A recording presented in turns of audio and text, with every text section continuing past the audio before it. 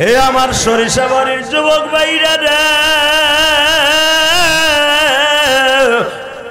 আজকে নভেম্বরের 1 তারিখ আমার মৌলারে দেখে দাও।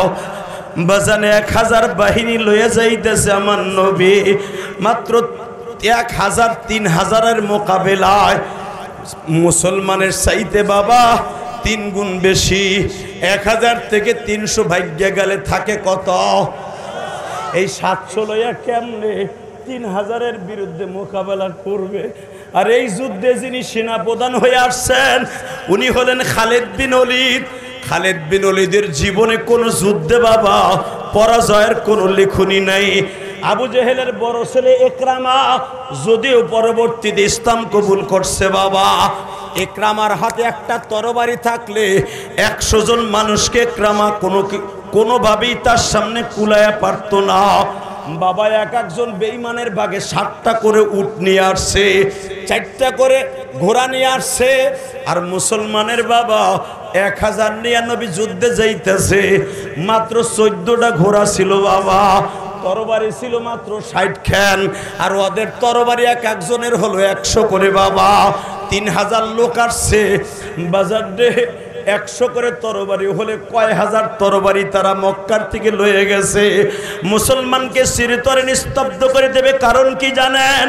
ইকরামা আসছে তার বাবা আবু জেহেলের প্রতিশোধ নিতে, খালেদ বিন ওলীদ আসছে তার চাচার প্রতিশোধ নিতে, উতবার প্রতিশোধ নিতে। বাজান আমি আপনাদের 2টা পাও ধরে বলে দিয়ে যাই, সাহেবার প্রতিশোধ নিতে খালেদ বিন ওলীদ আসছে, কারণ তার আপন ভাইয়ের চাচা। ও বাজান হেন্দা নবীর বিবি, আবু সুফিয়ানের বিবি বাজান রে, ও প্রতিশোধ নিতে আসছে তার বাবা উতবাকে মারার কারণে। বাজান এবার একটা আওয়াজ দিও, কারণ হেন্দা আর খালিদ বিন ওলীদ হলো ভাই বোন, এরা দুজন আসছে বাবার প্রতিশোধ নেওয়ার জন্য। দুজনে কিন্তু আমার নবীর শ্বশুর গো বাবা। এবার আওয়াজ দিয়ে আমার মওলারে দেখাইয়া দাও, আমার আল্লাহ ছাড়া এই মাঠে 700 মানুষ 3000-এর মোকাবেলা কেমনে করবে? মাত্র 60 খান তরবারি দিয়া, 14টা ঘোড়া দিয়া 700 মানুষ কেমনে দাঁড়াবে বাবা? কিন্তু আমার নবী মনোবল হারাইলেন না। আমার নবী আলীর ঘাড়ে হাত দিয়া কয়, আলী রে, সবাই ভাগ্যে গেলে তুই কি ভাগ্যে যাবি? আমি দেখ বাবার নবীর আশেক কয়জন আছে। হযরত আলী নবীর চাদর দিয়ে চোখ মুছে আর বলে, নবী গো, আপনার মেয়ে ফাতেমা প্রেগনেন্ট। কারণ তখন ফাতেমার পেটে হাসান জন্ম নিবে বাবা, আর মাত্র 1-1.5 মাস পরে হাসান জন্ম নিবে। কোন রাবি বলেন হাসানের জন্ম হয়ে গেছে বাবা। শুধু আপনাদের খেদমতে আমি 2 ফোঁটা পানি দেখতে চাই। মহিলা প্যান্ডেলে যেই মারা বসে আছেন, মা রে, এই যুদ্ধে কিন্তু ফাতেমার অবদান সবচাইতে বেশি গো মা। ফাতেমা যখন শুনছে আমার বাবার মাইরে ফেলাইছে গো, যদি হাসান ফাতেমার পেটে থাকে, এই গর্ভবতী অবস্থায় ফাতেমা 4 কিলোমিটার দৌড়ে উহুদে গেছে। যাইয়ে দেখে 160 ফুট উপরের নবীর পাহাড়ের উপরে উঠাইয়া সাহাবীরা বাবার ডাল দিয়া ঢাইকা রাখছে। নবীর এই গাল দিয়ার মাথা দিয়া এমন পরিমাণ রক্ত বাইর হইতাছে বাবা, সকাল 8টা থেকে দিয়া বাবা বিকাল 5টা বাইজা যায়, নবীর রক্ত কোন রকম ভাবে বাবা বন্ধ করতে পারে না। নবীর 2টা দাঁত ভেঙে গেছে বাবা। সাহাবীরা বহুত চেষ্টা করছে রক্ত বন্ধ করতে, বন্ধ হয় না। বুখারীর মধ্যে কিতাবুল মাগাজিতে আসছে, বাজান কে জানো কানে কানে ফাতেমারে যায় বলে, ফাতেমারে তুমি তো অসুস্থ, শুনতে পারছো কি? তোমার আব্বা বলে মরে গেছে, তোমার আব্বা বলে শহীদ হয়ে গেছে। কুতিলা মুহাম্মদ। সবাই মুনাফিকরা বলা বলি করতেছে। মুনাফিকদের সর্দার আব্দুল্লাহ ইবনে উবাই ইবনে সুলুল সুঙ্গা ফুয়ায়া ফুয়া বলতাছে, সন্ত্রাসী মুহাম্মদ মরিয়া গেছে। ফাতেমা, হয়তো তোমার চোখে আর বাবারে দেখা হইব না। বাজান রে, মনে রাখো বাবারে কিন্তু মেয়েরা বেশি ভালোবাসে। বাবা আমি তোমাদেরকে দুইটা পাও ধরে বলে দিয়ে যাই, মেয়েদের মতো কিন্তু বাবারে কেউ সন্তান ভালোবাসে না। সবচাইতে ছেলে মেয়ের মধ্যে মেয়েরা বেশি বাবারে ভালোবাসে। মেয়েটারে গরিবের কাছে বিবাহ দিছেন বাবা, বিবাহ দেওয়ার পরে দেখবেন জামাই বেশি ইনকাম করতে পারে না, ছেলেরা বিদেশ থাকে, বিল্ডিং বাড়িতে থাকে, আর মেয়েটা গরিবের কাছে দিছো আগের জামানায়, এখনো পর্যন্ত মেয়েটা গরিবের ঘর করে। বাবা ছেলেরা বাবারে বাদ দেয় না, বাবা যখন গরিব মেয়েটার বাসায় যায়, মেয়েটার গোশত কিনা বাবারে খাওয়াবার তৌফিক নাই, বাবার হাতটা ধরে সুমা দিয়া বলে, বাবা গো গরিবের কাছে বিবাহ দিছিলা, ও বাবা ভালো খাওয়াবার তৌফিক তোমার জামাই নাই, তবে একটা পোল্ট্রি মুরগি আনছি বাবা। বাবা এই ভালোবাসা, মেয়েরা বাবার প্রতি একমাত্র ফাতেমার ভালোবাসা। মেয়েদেরকে কোনোদিন সম্পদ দিয়া ঠগাইও না বাবা। তাহলে সর্বময় ক্ষমতার মালিক কে? আল্লাহ। এই কথাটা সদা সর্বদাই মাথার মধ্যে রাখবেন। বুড়া করনেওয়ালা কে? যুবক বানানেওয়ালা কে? আল্লাহু আকবার কাবীরা, আলহামদুলিল্লাহি হামদান কাসীরা। এই আল্লাহর উপরে যারাই বাটপারি করবে দেখবেন ওরাই মরবে, যারাই আল্লাহর সাথে লড়বে ওরাই মরবে। এই দুনিয়ায় আল্লাহর সাথে লড়তে চাইছিল নমরুদ, ভদ্রলোক আছে না গেছে? আল্লাহর সাথে লড়তে চেয়েছিল, এমনকি খোদায় দাবিও করেছিল। আর একটা বাটপার, ডিক্টাচার, স্বৈরাচার, জালিম, নাম ছিল তার নমরুদ। ফেরাউন, সাদ্দাত, হামান, ওরা আছে না গেছে? মক্কার ভিতরে সবচাইতে সেঞ্চুরি করেছিল জুলুমের দিক দিয়ে মুসলমানের উপরে, নাম তার আবু জেহেল। নাম কি? ওর আসল নাম কিন্তু আবু জেহেল না, ওর একটা ভদ্র নাম আছে, সুন্দর একটা নাম আছে, নাম ওর আবুল হেকাম। ওর মায়ের রাখছে আবুল হেকাম, বাবায়ের রাখছে আবুল হেকাম, আর আবু জেহেলের নামটা রাখছে স্বয়ং আল্লাহ। মনে রাখবেন, এই জাহেল, জাহেলের বাপ পৃথিবীতে সবচাইতে একটা মানুষকে বেশি কষ্ট দিছে, তার নাম আমার কলিজার নবী, জানের নবী, নবী মুহাম্মাদুর সাল্লাল্লাহু জোরে আল্লাহুম্মা আমিন। কেন আল্লাহুম্মা আমিন বলতে বলছি? ঘটনাটা পরে বলছি, আগে আল্লাহুম্মা আমিন এই জন্য বলতে বলছি, পৃথিবীতে যারাই বিশ্বনবীর কথা শুনে চোখে পানি আসবে, এই মানুষটা মৃত্যুর আগে আমার নবীর দেখে মরতে পারবে। আর নবীর জীবনে যারা ইমানের হালাতে একবার দেখবে, সে ডাইরেক্ট জান্নাতে। অনেকে বলে না, অনেক মূর্খ, যে রসুলকে দেখলেই জান্নাতে যাবে। এটা কোথায় আছে? আরে রসুলকে দেখলেই জান্নাতে যাবে না, রসুলকে দেখার জন্য ইমান শর্ত, জান্নাতে যাওয়ার জন্য। কথা বলেন না কেন? যার ইমান আছে সেই জান্নাতে যাবে, যারা রসুলকে দেখেছে। মুনাফিক, ইহুদি, নাসারা, বেঈমান এরা জান্নাতে যাবে না। হুজুরকে তো দেখছে, খাইছে, ঘুমাইছে, জান্নাতে যাবে না। এমনকি নবীর পিছনে নামাজও পড়েছে, তারপরে জান্নাতে যাবে না। এটা হলো মুনাফিক। কথা বলেন না কেন? তার জ্বলন্ত প্রমাণ আমি আপনাদের সামনে দেই। মদিনার ভিতরে একটা খাটাস ছিল, সবচেয়ে বড় শয়তান, মানুষরূপী পশু। নবীর সাথে, নবীর বিবিদের ঘরে, তখনও পর্দার আয়াত নাযিল হয় নাই, নবীদের ঘরে নবীর সাথে একজন মাত্র শয়তানের ঢোকার পারমিশন ছিল। কয়জন? জোরে কর, আরো জোরে। জোর হলো না? ফেব্রুয়ারিতে আইতেছে ধাক্কা ধাক্কির পালা, কি ক্লিয়ার করে? রেডি? একজন মাত্র শয়তান রসুলের সাথে তার ঘরের মধ্যে ঢোকার পারমিশন ছিল। এমনকি নবীর অনুমতি না দিলে জিব্রাইলও নবীর ঘরে ঢুকতে সাহস পাইত না।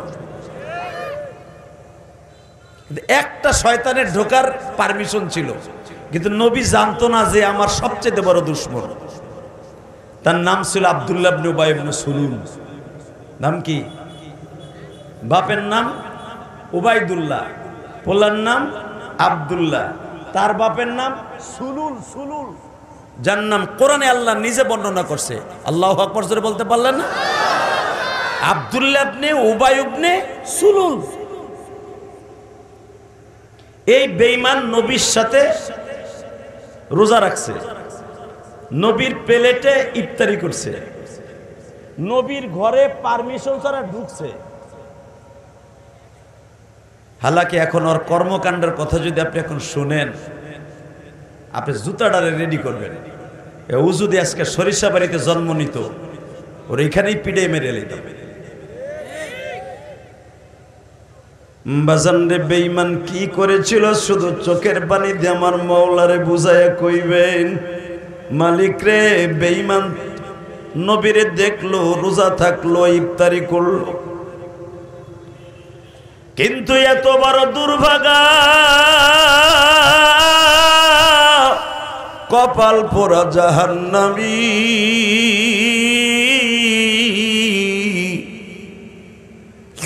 নবীর দেখার পরও চির জাহান্নামী হয়ে গেল।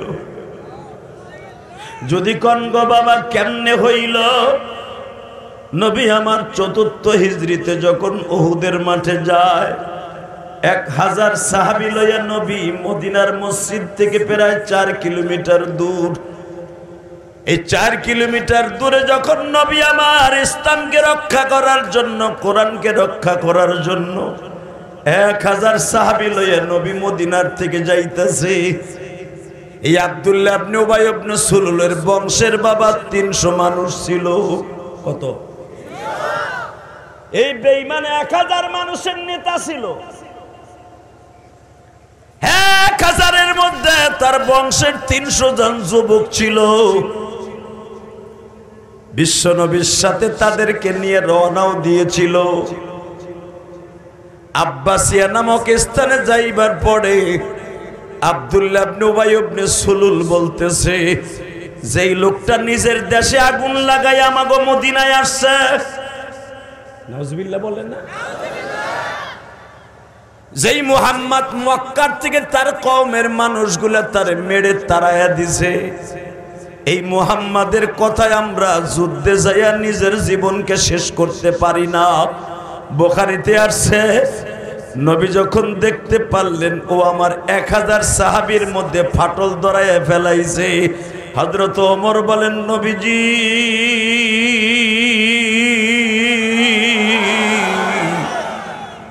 ঘটনা কিন্তু ঘটে গেছে। উহুদের মাঠে বেঈমান হলো ৩০০০ উপস্থিত হয়ে গেছে।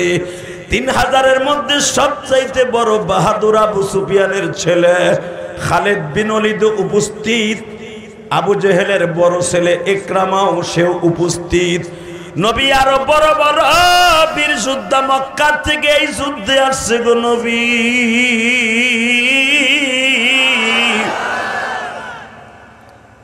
আবু জেহেলের ছেলে ইকরামা বাবার প্রতিশোধ নেয়ার জন্য, রক্তের বদলা নেয়ার জন্য উহুদের মাঠে আসছে, আর আবু সুফিয়ানের বদলা নেয়ার জন্য খালিদ বিন ওলীদ আসছে। নবীজি দেখেন, আর একটা মুনাফিক দাঁড়ায় গেছে। এই ৩০০০-এর মোকাবেলায় আপনি ১০০০ নিয়ে রওনা দিয়েছিলেন। আব্দুল্লাহ ইবনে উবাই ইবনে সুলুলের বর্ণনা আমি আপনাকে আগেই দিয়েছিলাম। নবী কিন্তু আপনার ঘরে যায়, আপনার সাথে রোজা রাখে, তারাবি পড়ে, আপনার সাথে এক প্লেটে নবী ইফতারিও করে। ওর বর্ণনা কিন্তু সুবিধাজনক মনে হচ্ছে না, ও কিন্তু মুনাফিকদের সর্দার। নবী আপনি বলছিলেন, তোমরা যার চিনো না তোমরা তার বিরুদ্ধে কথা কইও না। নবী আমি আপনার বারবার সতর্ক করছিলাম, এইটা কিন্তু মুনাফিকদের সর্দার। নবী আপনি আমার কথা শোনেন নাই, এখন তার প্রতিফলন ঘটে যাবে। ও আমার সরিষাবাড়ির বাইরা, সারাদিন বৃষ্টি নামছে, এখনো সারা বাংলাদেশে বৃষ্টি হইতাছে। আল্লাহর কুদরতি শক্তি শক্তি দিয়া তোমাদের এই বড় রুদ্র বড় এলাকায় আল্লাহ বৃষ্টির ব্যবস্থা করে নাই। তোমাদের প্রধান অতিথি শামীম সাহেব উপস্থিত, আইন শৃঙ্খলা বাহিনী পুলিশ ভাইরা উপস্থিত, আপনারা উপস্থিত। আমার মাওলারে দেখাইয়া দিবেন যদি আমার নবী এই যুগে পয়সা থাকতো আর এইরকম ষড়যন্ত্র যদি নবীর পিছনে করত, ওরে জায়গায় পুঁতে ফেলতাম। ঠিক না বেঠে?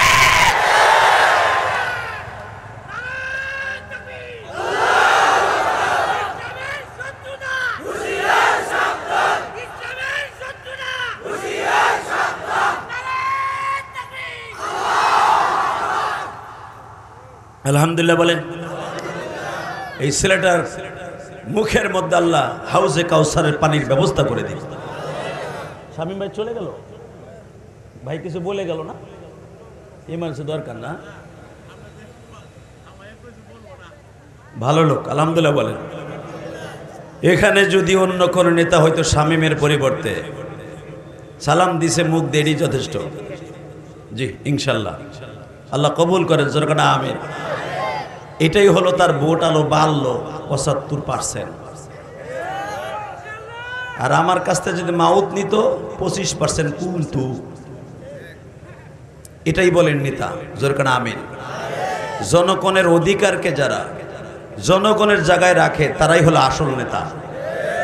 তবে আমার ওয়াজ মোনাজাত করে গেলে তার জন্য আরো একটু বেশি দোয়া করতাম, মুসাফির মানুষ। কারণ বাড়ি আমার গোপালগঞ্জ, যদি এখন বাড়ি ঢাকা কেরানীগঞ্জ, আমি আসছি তার এলাকায়, সে থাকলে আমি খুশি হইতাম। হয়তো বড় জরুরাতের কারণে, কারণ যার যত বড় নেতা তার ধরে তত বড় মাথা। আল্লাহ কবুল করেন, জোরকার আমিন। শামীম ভাই কারেন্টের ব্যবস্থা করে দিয়ে যান। অতএব আমার সাথে বলতে হবে সর্বময় ক্ষমতার মালিককে। যদি ওই বেঈমান এই জগতে জন্ম নিত এরকম মুনাফিক, আরে আমার মনে হয় এই রুদ্র বড় এলাকা নাকি না, রুদ্র বয়রা এলাকায় যদি এই দক্ষিণ পাড়ায় জন্ম নিত, পূর্ব পাড়ায় জন্ম নিত, ওরে মূলার মতো শশার মতো চাবাই খাইয়ে ফেলতাম। কথা বলেন না কেন? আরো জোরে বলতে হবে। অতএব আওয়াজ বাড়ো, মাস্টার বাড়ো। আমি আপনাদের খেদমতে দুইটা পাও ধরে বলবো, একটা আওয়াজ দিয়ে বলবো, এরকম মুনাফিক যদি আপনাদের সমাজে এখনো থাকে, তার সাথে আমাদের কোনো বন্ধুত্ব থাকবে না। কে মুনাফিক কে মুমিন প্রমাণ হয়ে যাবে ইলেকশনের সময়। কথা কর না কে? সারা জীবন বেড়ায় নামাজ পড়ে তাবলিগ করে, একটু আগে কইয়া হইছে আল্লাহ যদি বাঁচায় হুজুরকে ভোট দেবো এমার। ইলেকশনের আগে উল্টে গেছে। সারা জীবন বইলে আইছে বিএমপি করতো, হঠাৎ করে যখন ইলেকশনের আগে দেখা গেছে সে উল্টে গেছে। এরকম লোক আছে না নাই? খবরদার চান্দু চাচাই কাম করন যাইব না। ভোট কিন্তু একটা আমানতের জিনিস, এটা যারে খুশি দিবেন, কিন্তু ভালো নেতারে দেওয়ার চেষ্টা করবেন। রাজনীতি আমি করিও নাই, রাজনীতি বুঝিও না। আলহামদুলিল্লাহ বলেন। এই বছর অনেক বড় বড় নেতারা ডেকে ডেকে নিয়ে প্রধান কার্যালয়ে এই গুনাগারের নমিনেশন দেওয়ার লেগে অনেক ঘুরছে। কারণ জান এটা টাকাও আছে, শক্তিও আছে, গলায় জোরও আছে। দেই এর একটা নমিনেশন দিয়ে দেই কি হয়। আমি কইছি এর চাইতে আর অন্য ব্যবসা দেন, এই ব্যবসায় আমি নেই। আলহামদুলিল্লাহ বলেন। আল্লাহ পাক ভালোই রাখছে, আলহামদুলিল্লাহ বলেন। শুধু আপনাদের খেদমত আরজ করতে চাই, রাজনীতির অভাব নাই, রাজনীতির নেতার অভাব নাই, কিন্তু সত্যিকারে রাজনীতি মানে রাজার নীতি, ওই কলজালা লোক কম আছে।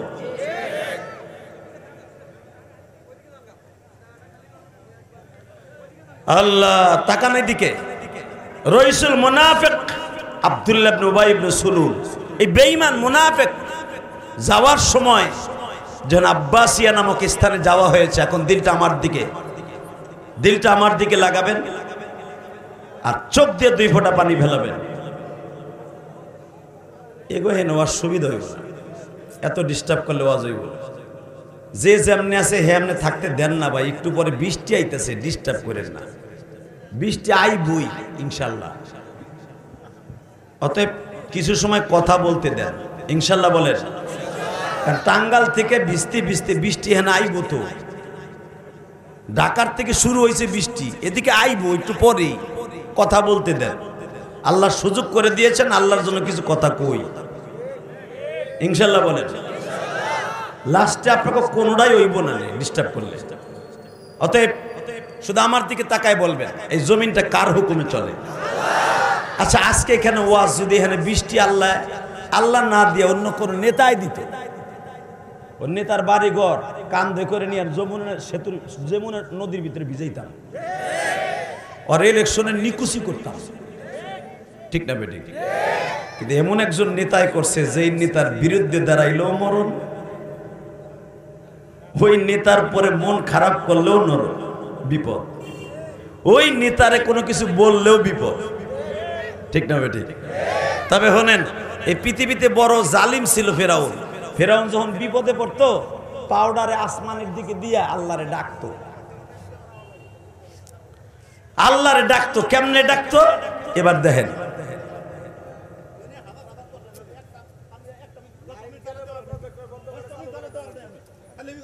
আল্লাহ ভাই, তো ফেরাউনের কাছে তার কওমের মানুষগুলো একবার বলছে, নেতা কি এই যে 7.5 মাস যে বৃষ্টি হয় না, তুমি কিসের ছাতার খোদা, কিছু করো, তুমি কিছু করে দেখাও। সূরা তহার মধ্যে আসছে, দেখবেন। এটা কিন্তু বানানোর কথা না, ডাইরেক্ট কোরআনের কথা। যে 7 মাস বৃষ্টি হয় না, গরু ছাগল ভেড়া বকরি সব চলে যাইতেছে, মরিয়া দাপায় যাইতেছে মিশরে। তুমি পানির ব্যবস্থা করো। কুয়ায় পানি নাই, কলে পানি নাই, পাহাড়ের গুহায় পানি নাই, মানুষ বাঁচবো কেমনে? নীল নদের পানি খাবো, ওটা তো লবণ, ওটা খাইলে তো ডায়রিয়া হইব। মিষ্টি পানি ব্যবস্থা করো। কারণ সৌদি আরবের মানুষ তদনীতিন কালে তখন তো টিউবওয়েলও ছিল না বাবা। ও আনজালা মিনাস সামাই মাআন, আসমান থেকে বৃষ্টি নামতো। আল্লাহ রাব্বুল আলামিন সৌদি আরবে পুরো 1.5 মাস বৃষ্টি দিত ওই জামানায়। ওই 1.5 মাসের বৃষ্টিতে পুরা বছরের পানি তারা জমা করে রাখতো। সুবহানাল্লাহ। বোর কোলের মধ্যে যে ঠান্ডা পড়ছে ভালো। এত সুন্দর কথা কই মিয়া, ভালো সোনার দেশে জন্ম নিছে তো সৌদি আরবের কদর এই জন্য বুঝবা না। পানির কি কদর? এখানে তো যমুনা সেতুতে লুঙ্গিটা খুলে তুই খালি লাভ দিলি উসুত উসুত গোসল। সৌদি গেলে বুঝতে যে গোসল কারে কয়, কথা কন না কেন? কইরুম সৌদি আমরা গিয়েছি, জানেন সৌদি আরবের এখন সৌদি আর আজ থেকে 1400 বছর আগের সৌদি। আল্লাহু আকবার জোরে বলতে পারলেন না? হে কলিজার সরিষা বাড়ির জামালপুরের ভাইরা, দিলটা এখন নরম দেখতে চাই। তো 1.5 মাস আল্লাহ বৃষ্টি দিতেন। বৃষ্টির সিজনটা ছিল শীতের মাসে, আমাদের দেশের মাঘ মাসে। ওই দেশে শীতকালে বৃষ্টি হয়, সৌদি আরবে গরমকালে বৃষ্টি হয় না। মালয়েশিয়ায় 12 মাস কাল বৃষ্টি হয়, সিঙ্গাপুরে 12 মাস কাল প্রতিদিন একবার না একবার বৃষ্টি হইবই। আল্লাহ ওটা কুদরতি আর একটা দেশ, যেরকম মারহাবা। এই যে গত মাসে পুরা 1 মাস মালয়েশিয়ায় ছিলাম প্রোগ্রামে, সিঙ্গাপুরে ছিলাম, চায়নায় ছিলাম, ইন্দোনেশিয়া ছিলাম। দেখেছি মালয়েশিয়ায় এমন কোনো দিন নাই যে 3বার 4বার বৃষ্টি না নামছে। এই জন্য মালয়েশিয়ায় গাছও আল্লাহ অনেক বেশি দিচ্ছে। সুবহানাল্লাহ। আল্লাহ। তবে আমার বাংলাদেশ 6টা ঋতুর দেশ। এখন আর ঋতুমিতে 6টা নাই, এখন 8টা 10টা হয়েছে, কোন বছর 2টাই হয়। কথা কন না? শীতকালে শীত নাই, গরমকালে গরম নাই, গরম আলো এখন। কথা কন না? আল্লাহ। চৈত্র মাসেও দেখি খেতা গাইতে ঘুমাইছি গতবার, আর এবার ভাদ্র মাসে, সেই আষাঢ় মাসেতে গরম শুরু হয়েছে, এসির মধ্যে থাকতে পারি না। কথা কন না কেন? কাল এখন ঠিক নাই। 6 ঋতুর দেশ এখন 3 ঋতুর দেশ হয়েছে। শরৎকাল আর বর্ষাকাল, এতে বৃষ্টি নাই। তারপর আল্লাহর প্রশংসা করে আমার সোনার দেশ বাংলাদেশ। আলহামদুলিল্লাহ বলেন। আর কিছু না হোক, আমার দেশের পানি হাতের নাগারে। আমার দেশের পানি কেবল চাপ দিলে পাই। আমার দেশের পানি কোথাও না পাইলেও ডাব গাছে পাই, ঠিক না বাবা? আমার দেশ সোনার দেশ। শুধু আমার দিক তাকান তো, সব মরুভূমি এলাকারা বলতে, যখন তো খোদা ছিল, বাচ্চা ছিল মাত্র একজন, নাম তার ফেরাউন। কি নাম? মক্কারও বাচ্চা ছিল এই ফেরাউন। তো সব মানুষগুলো যে বলতেছে, বৃষ্টিও বন্ধ হয়ে গেল, সারা বছর কোনো বৃষ্টি হয় না, তুমি একটু ব্যবস্থা করে দাও না যে বৃষ্টিটা আসলে আমরা একটু মোটামুটি গরু ছাগল নিয়ে বাঁচতে পারবো। আমার অমুকগুলা গরু মরে গেছে, আমার পোলাটা পানির জন্য দাপাই মরে গেছে, আমার বিবির স্তনে দুধ নাই, একটা গর্ভবতী মহিলা শ্বাসকষ্ট রোগে মারা গেছে, তুমি একটু পানির ব্যবস্থা করে দাও, তুমি কিসের খোদা হইছো? ফেরাউন মনে মনে কয়, আমার যতই খোদা গছ, আমি তো ডুপ্লিকেট খোদা। আসলে তো আমার ক্ষমতা নাই, ক্ষমতা কার? শোনেন কোরআনে কি বলে, আমি আয়াতগুলো পড়বো, যদি সত্যিকার আপনি সর্বময় ক্ষমতার মালিক মনে করেন, আল্লাহু আকবার দিয়ে মালিককে খুশি করবেন। কেমন? আন্নাল কুওয়াতা লিল্লাহি জামিআ,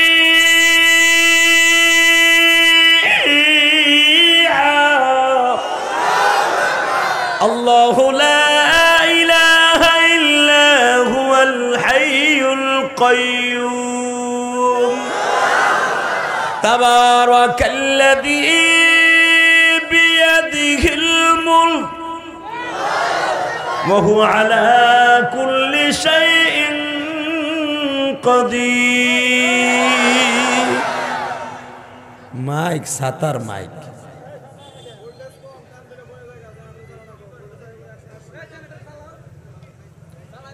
আল্লাহ মাফ করে দেন, জোরকানা আমিন। তাহলে যখন তুমি জানো যে তোমাকে সরিষা বাড়ি কারেন্ট এরকম ধ্বজ ভাঙ্গা, তুমি এক্সট্রা 2টা ব্যাটারি রাখতা।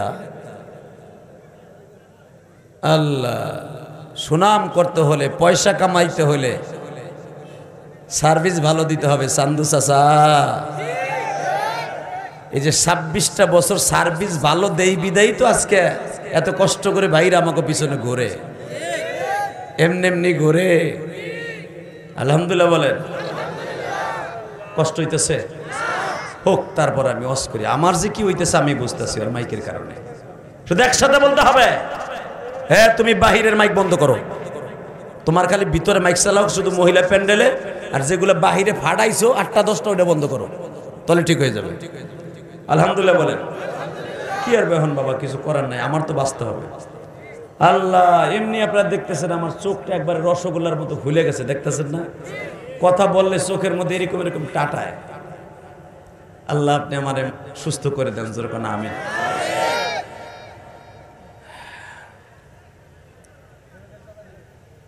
বলেন লা হাওলা ওয়ালা কুওয়াতা ইল্লা বিল্লাহিল আলিয়্যিল আযীম, লা ইলাহা ইল্লাল্লাহ।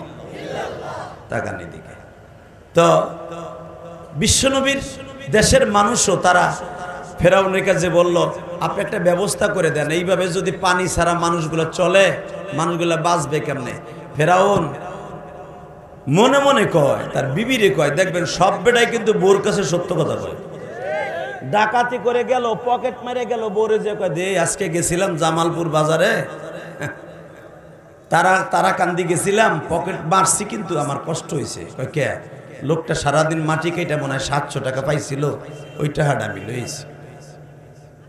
বউতে কয়, যদি তুমি টাকা না আনতা বাজার করতা কি দিয়া? ঠিক না বেটি? বাজানরে মনে রাখবেন, যদি অন্যায় কাজ করে লোকটার কষ্ট লাগে, যদি বলেন হুজুর আপনারা এটা কেমনে জানেন? আমরা জানি বাবা, আমার জীবনে একটা ডাকাইতা ছিল বাজান, ওই লোকটা আমার কাছে তওবা করে মরার 3 মাস আগে তওবা করে সরমনায় যাইয়া ভালো হয়ে গেছে।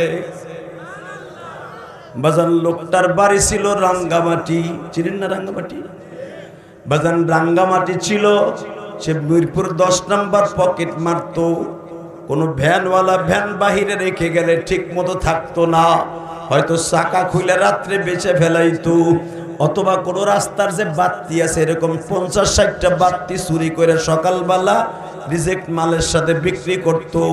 হঠাৎ করে এই লোকটার পরিবর্তন কেমনে আসলো? বাজানরে লোকটা একদিন রিক্সা চালকের কাছ থেকে 700 টাকা চুরি করে সে ভালো হয়ে যায়। যদি কোন কেমনে? একটা লোক মাঘ মাসের শীতের মধ্যে মিরপুর 10 নম্বর বাবা দিনরাত 24 ঘন্টা রিক্সা চালাইয়া 700 টাকা কামাইছি।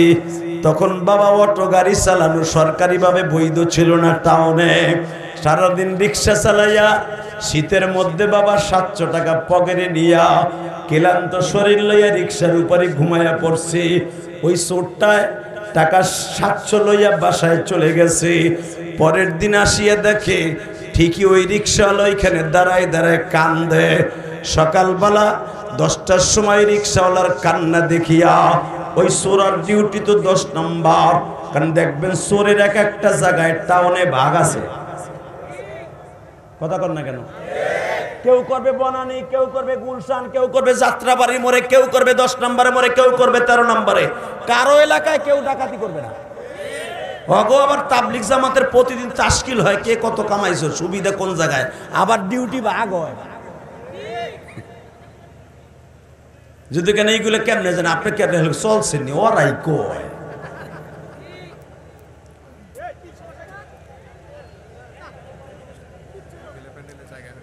আল্লাহ,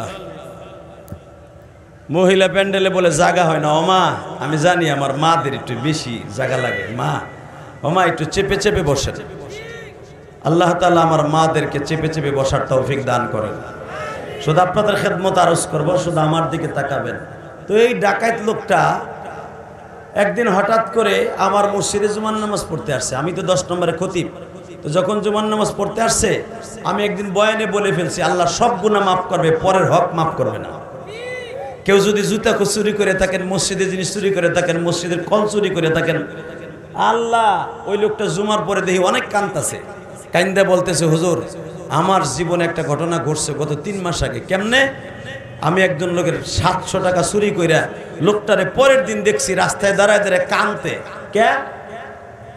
এই 700 টাকা বলে তার পোলার পরীক্ষার ফি দিতে চাইছিল। হুজুর আমার কষ্ট লাগছে, কিন্তু আমি 700 টাকা যদি ভাঙ্গে না পেলাইতাম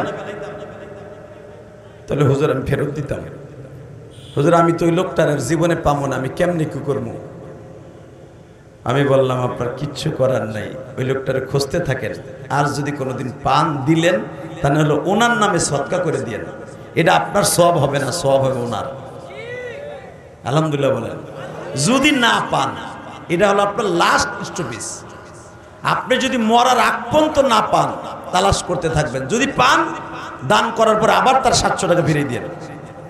বিশ্বাস করেন আল্লাহর কি কুদরত। এই লোকটা আর ডাকাতি করে নাই। সর্বনয় যাইয়া সর্বনয় থেকে মুরিদ হয়ে 3 মাস পরে লোকটা মারা গেছে। আল্লাহু আকবার জোরে বলতে পারলেন না? এ ভাই সমস্যা কি আপনার? আপনি বসেন। আল্লাহ জোরে কোন আল্লাহুম্মা আমিন। হেদায়েত দেওয়ার মালিক কে? ও বাবা, ঠিক ফিরাউনের কাছে যখন সব মানুষগুলো যায় বলতেছে খোদা পানির ব্যবস্থা করে দাও, খোদা যতই অন্যায় করুক, খোদাই দাবি করুক, ওনার অন্তরের ভিতরে একটা কথা গায় কি গায় না? বাজানরে মনে মনে বলতেছে, বিবি রে সবাই তো আমারে আগামীকালকে বৃষ্টি চাবে, বৃষ্টি আমি কোথার থেকে দিব? মা আসিয়া ছিল ইমানদার বাবা, আল্লাহর পয়গম্বর মুসার কাছে সে কালেমা পড়ে মুসলমান হয়ে গেছে। মুসার মা পালক মা, আল্লাহর পয়গম্বর মুসা আলাইহিস সালাতু ওয়াস সালামের মা। ফিরাউন বিবির কাছে পরামর্শ করতেছে, বিবি রে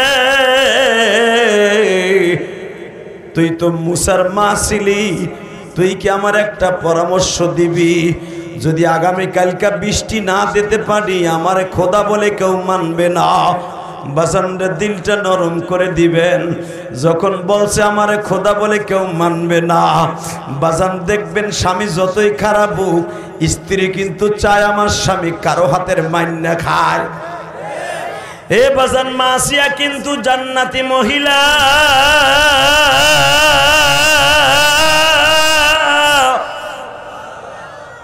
মাসিয়ার যতই কষ্ট দিক না কেন বাবা, মাসিয়া তো স্বামীরে সবসময় ভালোবাসত, আল্লাহ রাস্তায় আনার জন্য চেষ্টা করত। আমার মা বোনরা স্বামীরে তো একদিনের জন্য আল্লাহ রাস্তা আনলই তো না, বরঞ্চ স্বামীরে খারাপ রাস্তায় নেওয়ার জন্য অনেক মহিলা উৎসাহ দেয়। কতক্ষণ না কেন দেয় না? যদি কোন কেমনে দেয়, সব বই তো চায় স্বামীরে ভালো করতে। কেমনে ভালো করতে চায়? স্বামীর থুয়ে যখন মহিলা আর এক বিড়ার লগে পরকিয়া করে, ওই স্বামী ভালো চায়? আপনাকে জামালপুরের কথা কই নেই, আমি ফরিদপুরের কথা কইছি। এদিকে তাকাও মুসলমানের পোলা, এই একটা মহিলা পারে তার স্বামীরে আল্লাহর ওলি বানাই দিতে, পারে কি পারে না? পারে। থাক আমি দেখাইতেছি পরে। হে মুসলমানের পোলা, মা আসিয়া যদিও ফেরাউনের কাছে অত্যাচারিত হয়েছে, কিন্তু স্বামীরে অনেক ভালোবাসত। ফেরাউনে কোনোদিন স্বামীর খেদমত থেকে বঞ্চিত করে নাই। হঠাৎ করে আসিয়ার কাছে পরামর্শ চাইতেছে, বউরে একটা কথা ক, কি এমন তো পানি সকালবেলা না দিতে পারলে আমার খোদাইগিরি ছুটে যাবে, কমুন কি? আসিয়া কয়ে দিকায়, হিজলা দিকায়। আপনাকে একটা গোপন কথা কয়ে দেই, আপনারা হয়তো অনেকে জানেন। সূরা আম্বিয়ার মধ্যে দেখবেন ফেরাউন কিন্তু আসলে আপনার আমার মতো সপুরুষ ছিল না, হিজরা ছিল, হিজরা। আল্লাহু আকবার কইলেন না? একসা আগ করে রয়েছে, আবার কয় কি দেখেন আল্লাহর খেলা কারে কয়, যে নিজেরে অল ইন ওয়াল দাবি করতো, আনা রব্বুকুমুল আলা, আল্লাহ হ্যারে হিজলা বানাই দিছে। যদি এখন আপনি প্রশ্ন করেন তাহলে আসিয়া তার ঘর করলো কেমনে? 45 বছর কেমনে আসিয়া ফেরাউনের ঘর করলো? আসিয়ারে 45 বছর আল্লাহ ঘর করাইছে এই হিজরার একমাত্র কারণ, দুইটা কারণ। কয়টা? জোরে কর। এই জামানায় যদি কোনো মহিলা দেখে বাসর করে তার স্বামীর কিছু নাই, পরের দিনই দাদির কাছে কইব, কার কাছে দিছে? ওদি হিজলা। কথা কন না কে? সপুরুষ কই যায়? ঠিক আছে, আলহামদুলিল্লাহ কর। কইব এটা হিজলার ঘর, আমি থাকবো না। কিন্তু মা আসিয়া দুইটা কারণে শয়তানের ঘর করছে। এক নম্বরে মা আসিয়াকে স্বপ্নে দেখানো হয়েছে, আসিয়া তুই যদি শয়তানের ঘর না করস, আমার মুসারে বাঁচানো কষ্ট হয়ে যাবে। এই জন্য তুই এক নবীর মা হবি। দুই, তুই দুনিয়া আসার 3000 বছর পর একজন নবী আসবেন, নাম তার মুহাম্মদ। সুবহানাল্লাহ। যারা আসতে কবেন, বোবা হইয়া মরবেন। আসিয়ারে যে আপনারা মা কন, কি লেগে মা কন? এইবার বুঝবেন মা কি লেগে আসিয়া মা কন। তাকানোর দিকে এবার কানবেন। মা আসিয়া স্বপ্নে দেখে আল্লাহ তারে বলতেছে বিভিন্ন সূরাতে, আসিয়া তুই ফেরাউনের ঘর করবি দুইটা নবীর কারণে। তুই এক নবীর মা হবি আর এক নবীর বিবি হবি। মুসা পয়গম্বরের মা হবি, পালক মা, আর পৃথিবীর শ্রেষ্ঠ নবী মুহাম্মাদের বিবি হবি। আসিয়া বলে, আমার জীবনে দুনিয়ার স্বামীর আদর্শ হক লাগবে না, তুমি আমার জান্নাতের ভিতরে নবী মুহাম্মাদের সাথে বিবাহ দিয়া আমারে বাসর করতে দিও। এই জন্য 4টা মেয়ের সাথে কিয়ামতের মাঠে আমার নবীর বিবাহ হবে। কয়টা? এক নাম্বারই হলো মা আসিয়া, 2 নম্বরে মা মারিয়াম, ঈসা নবীর মা। মারহাবা বললেন না? তো মা আসিয়া আমার নবীর বিবি হবে, এই জন্য আমরা মা আসিয়া বলি। মারিয়াম আপনার আমার মা, এই জন্য বলি যে আমার নবীর বিবি হবে। এবং এই দুইজনকে আল্লাহ জান্নাত দলিল করে দিয়ে এরপরে নবীর সাথে বিবাহ দিবে। তাকান এইদিকে। তো মা আসিয়া যখন এই সংবাদ পাইলেন, তোর দুনিয়ায় বাসর করার দরকার নাই, ও হিজলাই থাকুক, তুই সারা জীবন ওর উপর দিয়ে কথা বলতে পারবি। কারণ কোন পুরুষ যদি তার স্বামী হইয়া তার স্ত্রীর হক ঠিক মতো আদায় করতে না পারে, দেখবেন ওই বেটার সাইরানের দাম ও বিডির কাছে নাই।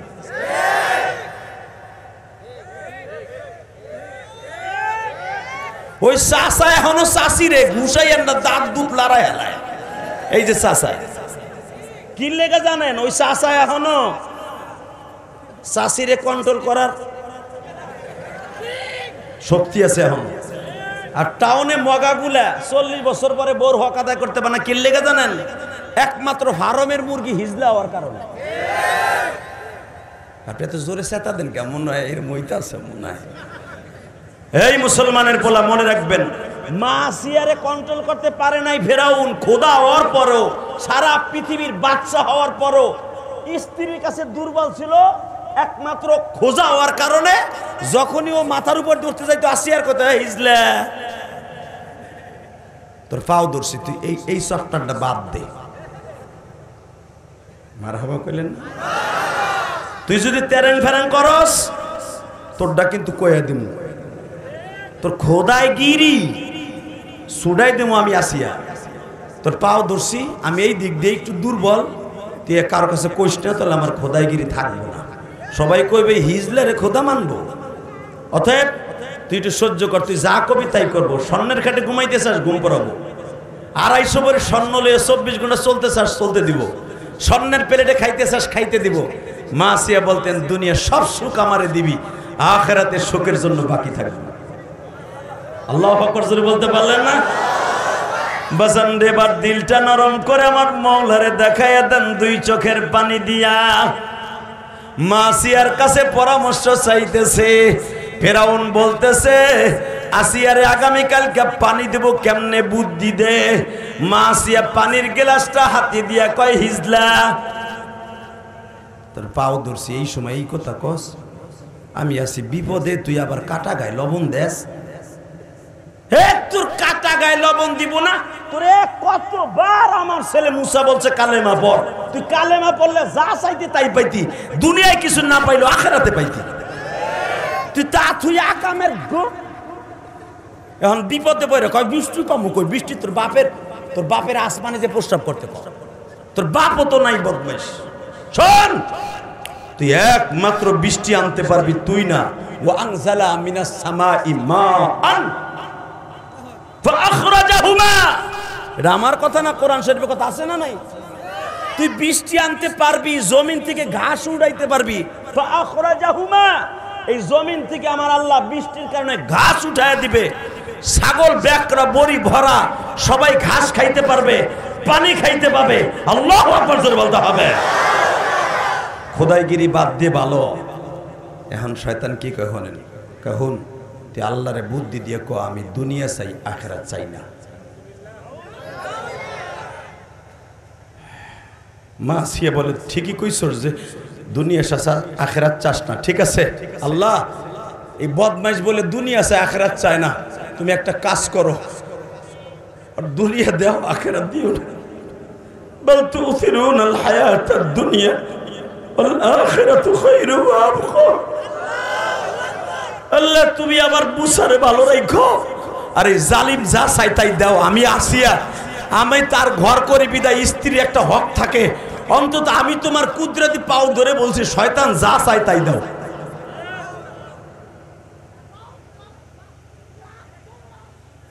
বাজান রে, আমার দিকে তাকার। মা আসিয়া যায় নামাজে বসে কান্দে। মা আসিয়া একটা সুন্দর পদ্ধতি করলেন, দেখি শয়তান পাহাড়ে যাইয়া মালিককে একটু ডাকুক। আমার মালিককে ডাকলে দেখি একটু মালিক হয়তো হেদায়েত দিয়া দিতে পারে। বাজান, আসিয়ার মতো পৃথিবীতে কোনো মহিলা জন্ম নেবে কিনা ওই জামানার মধ্যে? ও বাজান, ওই জামানায় মা আসিয়ার মতো দামি আর কেউ ছিল না। মা আসিয়া ফেরাউনরে কালো চাদর গায়ে দিয়া, মাফলাট মাথায় দিয়া বলে, তুমি তুরে সিনিরের পাশে সইলা যাও, যেই পাহাড়ে বইয়া মুসা পয়গম্বর আমার মওলার সাথে কথা কয়। ওই পাহাড়ের গুহায় যাইয়া মালিককে ডাকতে থাকো, দেখো মালিক তোমার ডাক শোনে কিনা। ভাইজানরে চোখের পানি ফেলাইয়া কাঁদবা। আমার আল্লাহ তো ফেরাউনরে বলে দিছে, তোর কোনো দোয়া কবুল হইব না। আজকে ফেরাউন বিপদে পড়িয়া ডাকে, মালিক बरदर आमद बंदाए बुरिख्ता आबरूया खुद बसी आरिख्ता बादशाह जुर्म मारा दर गुजर माँ गुनाहगार में तू मुर्ज़ेगार तूने को कारिया माबद कर दे जुर्म बे अंदाजा भी हद कर दे। আল্লাহ, আমি সারাটা জীবন গুনাহ করছি, তুমি জানো। তুমি বড় বাচ্চা, তোমার চাইতে বড় বাচ্চা কেউ নাই। আমি দুনিয়ার লোভে পড়িয়া আমি সব ভুলে গেছি, কিন্তু তুমি বাচ্চা আছো আমি জানি। আল্লাহ আমাকে দুনিয়া দেওয়া আখিরাত দেওয়ার দরকার নাই, অন্তত আমার কওমের কাছে আমার অপমান করিও না। আগামী কালকা বৃষ্টির ব্যবস্থা করে দাও, তুমি একজন আছো আমি জানি। বরদরামদ বান্দায়ে বো রিখতা, রিখতান রিজিদান গেরনা বাটনা। আমি দূরে চলে গেছিলাম আল্লাহ, আবার তোমার পাহাড়ের গুহায় আসছি। আমি জানি মুসার খোদা তুমি, আমারও খোদা তুমি, আমি সব জানি। কিন্তু আমি একটু বার্জেটিং করে ফেলছি, মান সম্মান টিকাই রাখার লাইগা, ক্ষমতা ধরে রাখার লেখা আমার বৃষ্টি তোমার দ্বিতীয় হইব। সুবহানাল্লাহ জোরে কবেন না? আমার আল্লাহ দেখেন বান্দার মনের আশা নৈরাশ করে না। যখন বড় জুব্বা গায়ে দিয়া, চাদর গায়ে দিয়া, মাথার মধ্যে মাফলার পেঁচাইয়া, পা উপরের দিক দিয়া, মাথা নিচের দিক দিয়ে আল্লাহরে ডাক দিছে, আল্লাহর কুদরতি দরিয়ার মধ্যে ঢেউ শুরু হয়েছে। আল্লাহ এখন দেখবে না কে মুসাই ডাকে না ফেরাউন ডাকে। আল্লাহ ফেরাউনের ডাক সহ্য করতে না পেরে আল্লাহ পাক জিবরাইলকে কয়, এই তক্তা লয়ে যা, কোরআনে আছে না নাই, এরকম একটা তক্তা লয়ে যা, দরখাস্ত লয়ে যা। ফেরাউন, বৃষ্টি আগামীকালকে সকাল 10টার থেকে নিয়ে 5টা পর্যন্ত মুষলধার বৃষ্টি হবে। বিনিময়ে একটা জিনিস দিতে হবে, ডাইরেক্ট কোরআনের কথা। ফেরাউন বলে কি দিতে হবে? ক ক ক তুই দুনিয়া পাবি, আখিরাত পাবি না। ফেরাউন বলল ঠিক আছে, তবু বৃষ্টি দাও। তাহলে এখানে দস্তরখা দে। ফেরাউনের টিপসই নেওয়া হয়েছিল যে দুনিয়া পাবি, আখিরাত পাবি না। বাদান সকালবেলা কওমের লোক যখন আসছে, এখন দিলটা নরম করবেন। সবাই যখন বলছে বৃষ্টি দেন, ফেরাউন চেয়ারের উপরে বৈশা কয়, বৃষ্টি একটু পরই আইব। আল্লাহ যে সর্বময় ক্ষমতার মালিক, একটু পরীক্ষা করতে হয় না? কথা বলেন না কেন? আল্লাহ বলে দিছে 10টা 11টা দুপুরের আগে বৃষ্টি হবে, যাস। টাইম নির্ধারণ করে দেয় নাই, তবে সকাল থেকে নিয়ে বিকাল পর্যন্ত বৃষ্টি হবে, যা। তো সমস্ত কওমের মানুষগুলো ফজরের পরে এই খোদার বাইতে বয়ে রয়েছে, লাখ লাখ মানুষ, বৃষ্টি দেন, বৃষ্টি দেন, বৃষ্টি দেন। ফেরাউন ঘরের মধ্যে বইয়া বউরে কয়, আমি জানি আমার সুইচে কাম হইব না, রিমোটটা তুই চাপ দে। আপনাকে আসলে কষ্ট হয়ে গেছে, আহেন মুনাজাত করি। আল্লাহ রেডি? জোরে আওয়াজ দিবেন তো? ফেরাউন কইতেছে, জানি আমার ডাকে কাম হইতেছে না, আল্লাহ রাত্রে অর্ডার দিছিল, মনে আবার কি জানি আকাম করছি, ঘুরে গেছে গা। অতএব তুই সুইচটা চাপ দে। আল্লাহ যারা আসতে কয়, বাড়ি ঘর তুমি চিনো না আল্লাহ। আমি আর 5 মিনিট কথা কম, যদি জোরে কন তাহলে আরো বাড়বো। রাখেন, এইবার রেডি? রেডি তো? আমি জানি জামালপুরের মানুষ এই দুর্যোগপূর্ণ আবহাওয়ার ভিতর দিয়েও যারা বসে আছে, এরা জান্নাতি।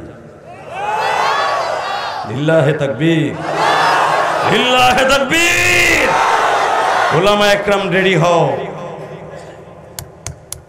ইমানদারের দাম আছে না নাই? আছে। ফেরাউন কয়, মনে হয় আমি কি জানি আকাম করছি, আল্লাহ ঘুরে গেছে। আমার ডাকে কাম হবে না, তুই সুইচ চাপ দে। তাহলে এখানে কি ইমানদারের কথায় বৃষ্টি আসবে না বেঈমানের কথা আসবে? এই যে বাংলাদেশে অনেক নাস্তিক আছে যারা আলেম ওলামার ইন্ডিকেট করে কথা কয়, মাদ্রাসার জিএমবির আখড়া কয়, এই চান্দুর পর চান্দুরা বিপদে বলে ঠিকই হুজুর কাছে যে বই থাকে। কথা বলে না কেন?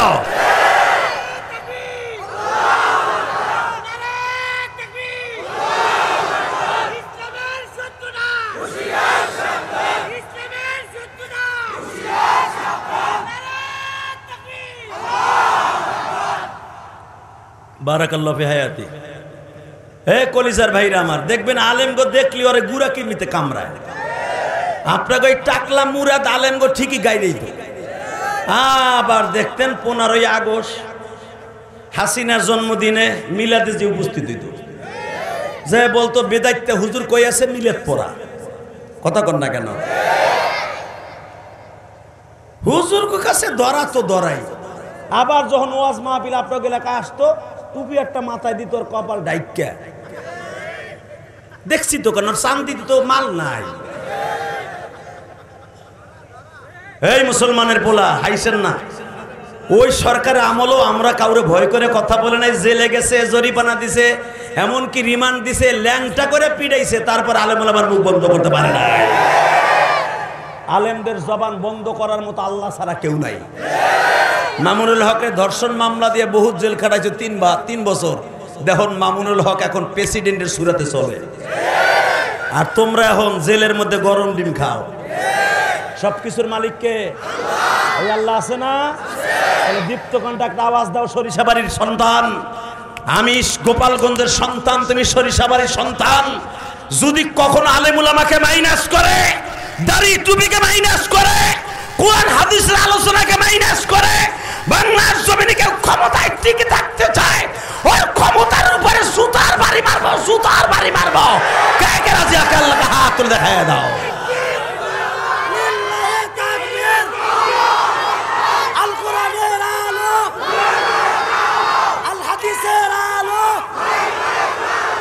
ইসলামের শত্রুরা হুঁশিয়ার সাবধান, নারায়ে তাকবীর।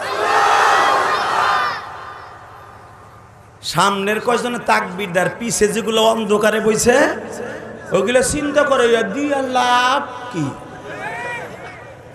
তাকবীর যে যত জোরে দিবা হাড়ের রোগে কোনোদিন ভুগতে হবে না। তাকবীর দিয়া ফরজ বেটা চান্দু চাচা, তাকবীর দেয়া কি জোরে কর। এই মসজিদের ইমাম সাহেব নামাজ পড়াইছি সারে কি কয়ে খারাইছে? আল্লাহ যারা আসতে কয়ে গো বাড়ি ঘর তুমি চিনো, বুড়াই যদি আসতে কয় জাদি যাইয়া দেখে বুড়ি নাই। Ready ready. এই বেটা মাগরিবের নামাজ পড়ে ইমাম সাহেব কি কয়ে খারাইছে? কি তাকবীর তাহরিম ফরজ না? কে আল্লাহ সুবহানাল্লাহ কয়ে তাকবীর তাহরিম বানাইতে পারতো না? সুবহানাল্লাহ পারতো না? আলহামদুলিল্লাহ পারতো না? কেন? আল্লাহু আকবার। কেন এটা ফরজ নামাজের মধ্যে? শান্ত, এটা বোঝো না? আর এইটারই বন্ধ করার জন্য সারা দুনিয়ার বেঈমানগুলো লেগে গেছে। আর মুসলমানের সবচাইতে বড় হাতিয়ারের নাম হলো নারায়ে তাকবীরের ধ্বনি। রেডি আছেন তো? রেডি আছেন তো? এইটা দরকার হতে পারে যে কোনো মুহূর্তে। আবার একটা যুদ্ধ হতে পারে বাংলাদেশে। রেডি থাকেন, রেডি থাকেন। এটা হাসিনারে তারাবার যুদ্ধ না, এই যুদ্ধটা হতে পারে বেঈমানদের বিরুদ্ধে, কোরআন বিরোধীদের বিরুদ্ধে, আলেম ওলামার বিরুদ্ধে, যারা কথা বলে তাদের বিরুদ্ধে হতে পারে। রেডি আছেন না? বাস ঠিক আছে, দেখা যাবে। তো এবার একটু পরীক্ষা করবো, পিছনে লাগো। হ্যাঁ, আমি তাকবীর দেবো, আগে পিছনে করবেন, সামনে আলারা এই যে ওই আলো পর্যন্ত কেউ কথা কবেন না, চুপ করে বই থাকবে। পিছনে আলারা লিল্লাহে তাকবীর,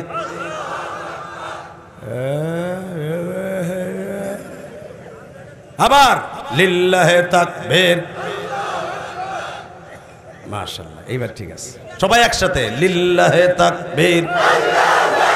দিন ইসলাম, দিন ইসলাম, আল কোরআনের আলো, সংসদে জলো, কাদিয়ানি কাদিয়ানি। হ্যাঁ, এটা বলা কিন্তু ফরজ। কাদিয়ানি কাদিয়ানি, কাফের কাফের, লিল্লাহে তাকবীর, লিল্লাহে তাকবীর। আল্লাহর শুকর, কাদিয়ানীদের বিরুদ্ধে পাকিস্তানের সবচেয়ে বড় ইমাম, কাবা ঘরের বড় ইমাম, মদিনার বড় ঘরের ইমাম, আল্লাহর সমস্ত বড় বড় ইমামদেরকে এই মাসের অথবা আগামী মাসে সমাবেত হতে পারে সরওয়ার্দী উদ্যানে। অন্তত 50 লাখ লোকের সমাগম হবে। ডক্টর ইউনূসকে বড় আশা করে বসাইছিলাম, সবাই তার সুৎখোর করে গালি দেয়। বসাইছিলাম তাকে, দেখি তার দ্বারা কোনো কিছু সুফল বাংলাদেশে পাই কিনা। এখনো সুফল কিচ্ছু পাচ্ছি না। সবে একটা সুফল আপনি আমাদের ইমানদারের দাবি দেখায় দেন। ডক্টর ইউনূস সাহেব, আপনারা দুই নেত্রী সবাই মিলে সুৎখোর করে গালি দিছে, আপনি সুৎখোর হইয়া একটা কাম করে দেখায় দেন যে কাদিয়ানীদেরকে আমি অমুসলমান ঘোষণা করে আলেমুল আমার কলিজা ঠান্ডা করে দিয়েছে।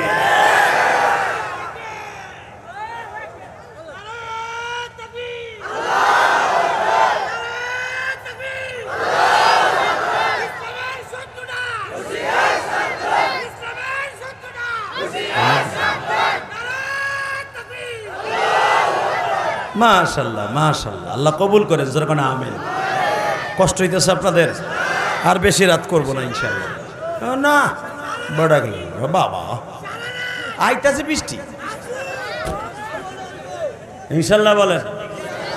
তাহলে চাচা ইউনূসের কাছে আমাদের একটাই দাবি, উনি যেন একটা ভালো কাজ করে যায় মরার আগে, কাদিয়ানীদেরকে মুসলমান ঘোষণা করে যাক।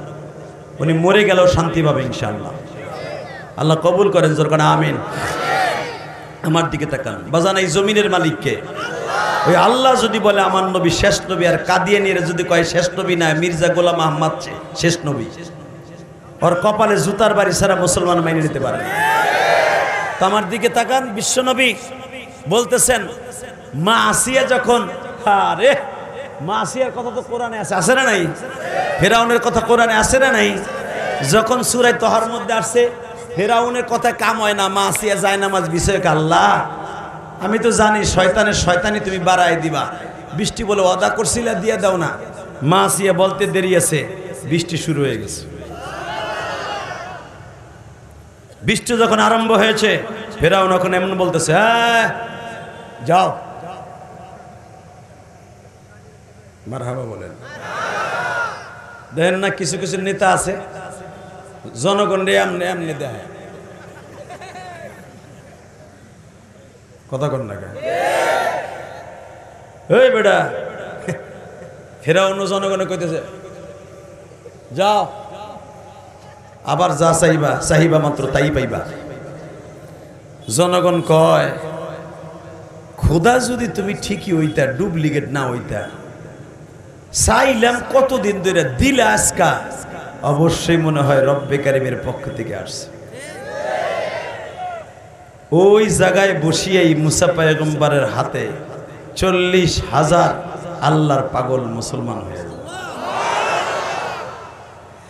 বাজান রে, এবার দিলটা নরম করে আমার মালিককে দেখায় দিবা, বিপদে পড়লেও কারে ডাকতে হবে? যে যেটা পারে না পারে কে? মানুষ যেটা বোঝে না বোঝে কে? মানুষ যেটা পারে না সেটা পারে কে? বাজান রে, এখন দিলটা নরম করে দেখায় দিবা। বিশ্ব নবীর জামানায় বাজান বৃষ্টি পড়ার আগে আমার নবী নামাজ পড়তেন, নামাজ পড়ে হাত তুলতে দেরি হইতো, বৃষ্টি আইতে দেরি হইতো না। বাজান রে, বিপদে পড়লে সব মানুষ মালিকরে ডাকে।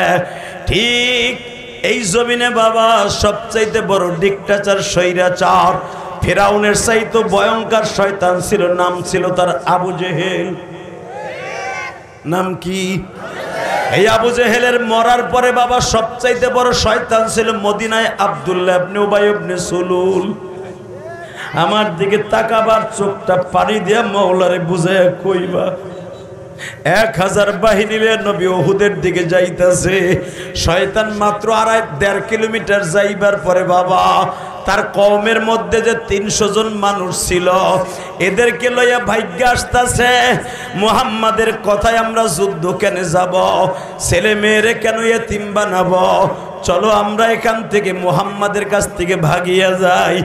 হযরত ওমর বলে, নবীজি আমি আপনাকে আগেই সতর্ক করছিলাম, এই বেঈমান আপনার সাথে মুনাফিকি করবে। আপনি আমারে বলছিলেন ওমর বেশি বুঝিও না, তাদের মদিনায় যদি তারা আমার সহযোগিতা না করতো আমি থাকতে পারতাম না। ওমর রে, নিজে সংযমী হও। যখন এই বেঈমান 300 জন মুনাফিকরে বাগাই লয়ে যায়, বাজান এইখানে একটা মসজিদ আছে, আমি গুনাহগার এই মাসের আগের মাসও বাবা ওই মসজিদটা ভিজিট করতে যাইয়া আমি দূরে কাত নামাজ পড়ে বলছিলাম, মালিক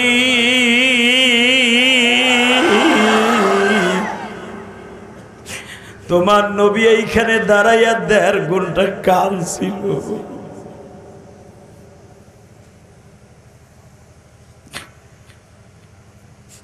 জিবরাইল আসিয়া নবীরে বলে, নবীজি আপনি টেনশন করিয়েন না, আল্লাহর পরে ইস্তেকামাত থাকেন। আপনার সাহাবীরা যে কয়জন আছে এরা যদি ঠিক থাকে বিজয় আসবে, কিন্তু আপনার ওয়াদা মোতাবেক সাহাবীদের চলতে হবে। বাজার পৃথিবীতে আবার নবী যত জায়গায় কষ্ট পেয়েছে তার ভিতরে সবচাইতে বেশি কষ্ট পাইছে উহুদে বাবা। এই 300 জন মুনাফিক যখন আব্দুল্লাহ ইবনে উবাই ইবনে সুলুল বাগাই নিয়ে গেল, আবার নবীর ডাইন হাতটা ভেঙে গেল বাবা। আবার নবী চিন্তায় বেবর হয়ে গেলেন, বারবার আবু বকরকে বলে, আবু বকর রে আমার ডাইন হাতটা ভেঙে গেল, মদিনার মানুষ তারা ভাগ্যে গেল। আবু বকর বলে, ইয়া রাসূলুল্লাহ আমি আপনার শ্বশুর লাগি নবী,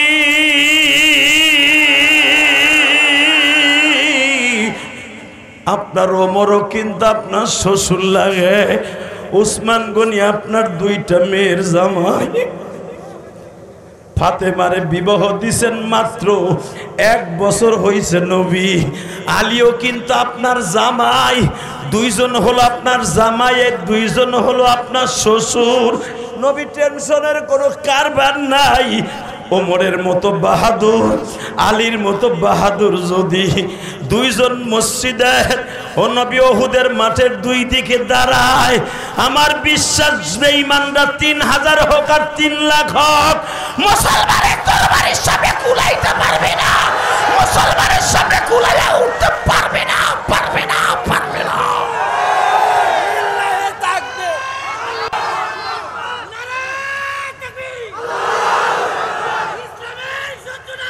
হে আমার সরিষা বাড়ির যুবক ভাইরা রে,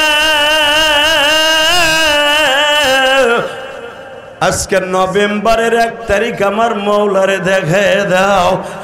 বাজানে 1000 বাহিনী লয়ে যাইতেছে আমার নবী, মাত্র 300 জনের, মাত্র 1000 3000-এর মোকাবেলায় মুসলমানের চাইতে বাবা 3 গুণ বেশি। 1000 থেকে 300 ভাগ্যে গেলে থাকে কত? এই 700 লইয়া কেমনে 3000-এর বিরুদ্ধে মোকাবেলা করবে? আর এই যুদ্ধে যিনি সেনাপ্রধান হয়ে আসছেন উনি হলেন খালিদ বিন ওলীদ। খালিদ বিন ওলীদের জীবনে কোন যুদ্ধে বাবা পরাজয়ের কোনো লেখনী নাই। আবু জেহেলের বড় ছেলে ইকরামা যদিও পরবর্তীতে ইসলাম কবুল করছে বাবা, ইকরামার হাতে একটা তরবারি থাকলে 100 জন মানুষকে ইকরামা কোনোভাবেই তার সামনে কুলায়া পারতো না বাবা। এক একজন বেঈমানের ভাগে 7টা করে উট নিয়ে আসছে, 4টা করে ঘোড়া নিয়ে আসছে, আর মুসলমানের বাবা 1099 যুদ্ধে যাইতেছে, মাত্র 14টা ঘোড়া ছিল বাবা, তরবারি ছিল মাত্র 60 খান, আর ওদের তরবারি এক একজনের হলো 100 করে বাবা। 3000 লোক আসছে বাজার ডে, 100 করে তরবারি হলে কয় হাজার তরবারি তারা মক্কার থেকে লয়ে গেছে। মুসলমানকে চিরতরে নিস্তব্ধ করে দেবে, কারণ কি জানেন? ইকরামা আসছে তার বাবা আবু জেহেলের প্রতিশোধ নিতে, খালিদ বিন ওলীদ আসছে তার চাচার প্রতিশোধ নিতে, উতবার প্রতিশোধ নিতে। বাজান আমি আপনাদের 2টা পাও ধরে বলে দিয়ে যাই, সাহেবার প্রতিশোধ নিতে খালিদ বিন ওলীদ আসছে, কারণ তার আপন ভাইয়ের চাচা। ও বাজান হেন্দা নবীর বিবি, আবু সুফিয়ানের বিবি বাজান রে, ও প্রতিশোধ নিতে আসছে তার বাবা উতবাকে মারার কারণে। বাজান এবার একটা আওয়াজ দিও, কারণ হেন্দা আর খালিদ বিন ওলীদ হলো ভাই বোন, এরা দুজন আসছে বাবার প্রতিশোধ নেওয়ার জন্য। দুজনে কিন্তু আমার নবীর শ্বশুর গো বাবা। এবার আওয়াজ দিয়ে আমার মওলারে দেখাইয়া দাও, আমার আল্লাহ ছাড়া এই মাঠে 700 মানুষ 3000-এর মোকাবেলা কেমনে করবে? মাত্র 60 খান তরবারি দিয়া 14টা ঘোড়া দিয়া 700 মানুষ কেমনে দাঁড়াবে বাবা? কিন্তু আমার নবী মনোবল হারাইলেন না। আমার নবী আলীর ঘাড়ে হাত দিয়া কয়, আলী রে, সবাই ভাগ্যে গেলে তুই কি ভাগ্যে যাবি? আমি দেখ বাবার নবীর আশেক কয়জন আছে। হযরত আলী নবীর চাদর দিয়ে চোখ মুছে আর বলে, নবী গো, আপনার মেয়ে ফাতেমা প্রেগনেন্ট। কারণ তখন ফাতেমার পেটে হাসান জন্ম নিবে বাবা, আর মাত্র 1-1.5 মাস পরে হাসান জন্ম নিবে। কোন রাবি বলেন হাসানের জন্ম হয়ে গেছে বাবা। শুধু আপনাদের খেদমতে আমি 2 ফোঁটা পানি দেখতে চাই। মহিলা প্যান্ডেলে যেই মারা বসে আছেন, মারে এই যুদ্ধে কিন্তু ফাতেমার অবদান সবচাইতে বেশি গো মা। ফাতেমা যখন শুনছে আমার বাবার মাইরে ফেলাইছে গো,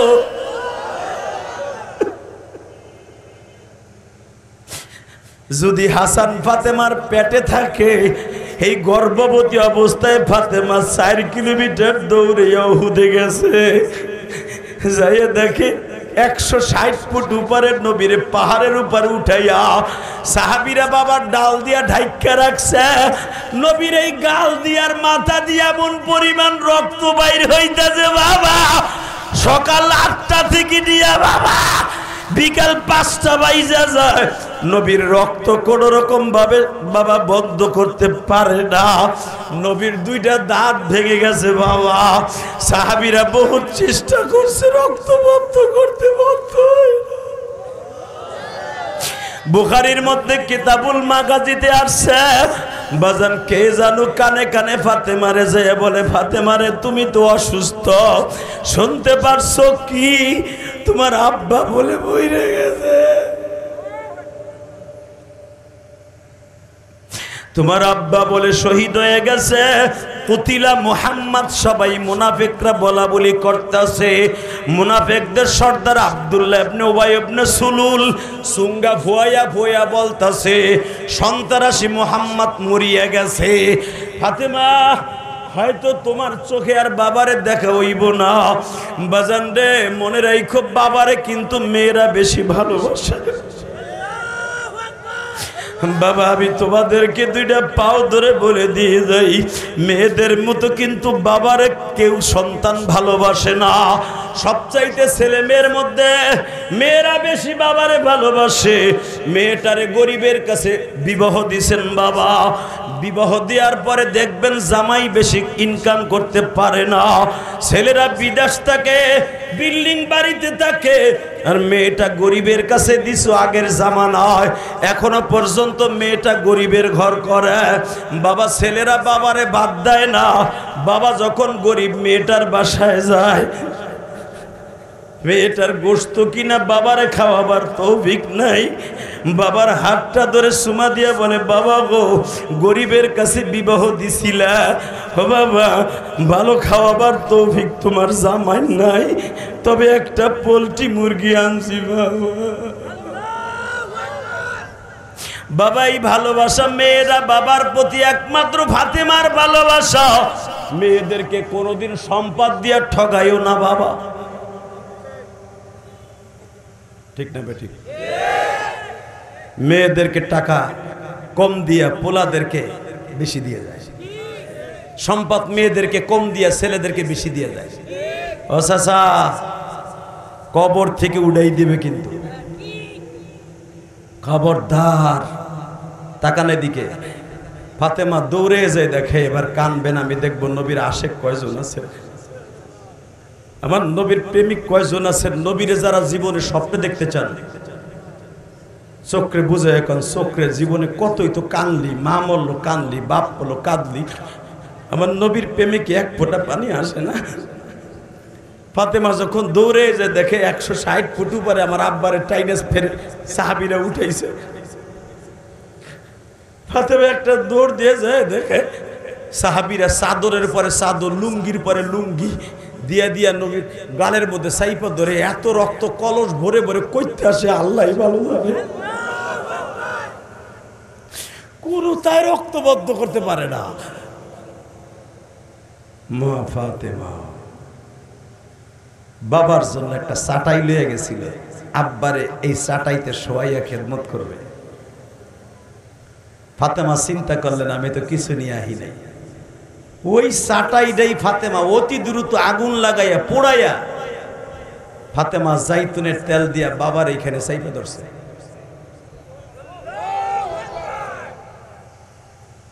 ইহান আর ওয়াজ হইব না, আহেন মোনাজাত করি আল্লাহুম্মা আমিন।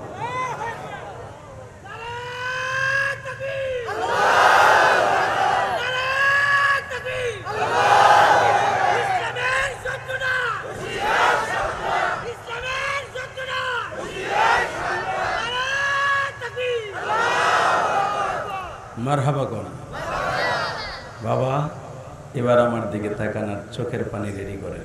কে কইছে আপনারা আল্লাহ মাফ করবে না? আমার বিশ্বাস আজকে আপনাকে আল্লাহ মাফ করবেই।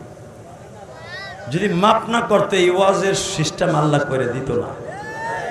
এই মাহফিলে কবুল হয়ে গেছে, কোনো সন্দেহ নাই, মাহফিল আজকে কবুল। লিল্লাহি তাকবীর। আল্লাহ এত সুন্দর করে দিয়েছে মাফ করার লাগে, আর তুমি যদি মাফ না চাইয়া নাও আমি আর কি করব? মাহফিল কমিটি ত্রুটি করে নাই, আমি আসতেও কোনো ভুল করি নাই, সব কিছু ঠিক আছে। এখন শুধু তোমার চোখের পানি রেডি করো। রেডি? ফাতেমা যখন চাটাই পোড়াইয়া জাইতুনের তেল দিয়া একটা ফাতেমার ওড়নার মধ্যে এইভাবে পুটলা বানাইয়া এইভাবে চাইপা ধরছে, 2 মিনিটের ভিতর রক্ত বন্ধ। ফাতেমা এইভাবে নবীর যে হেলমেটের কড়া, লোহার দুইটা লোহার কড়া,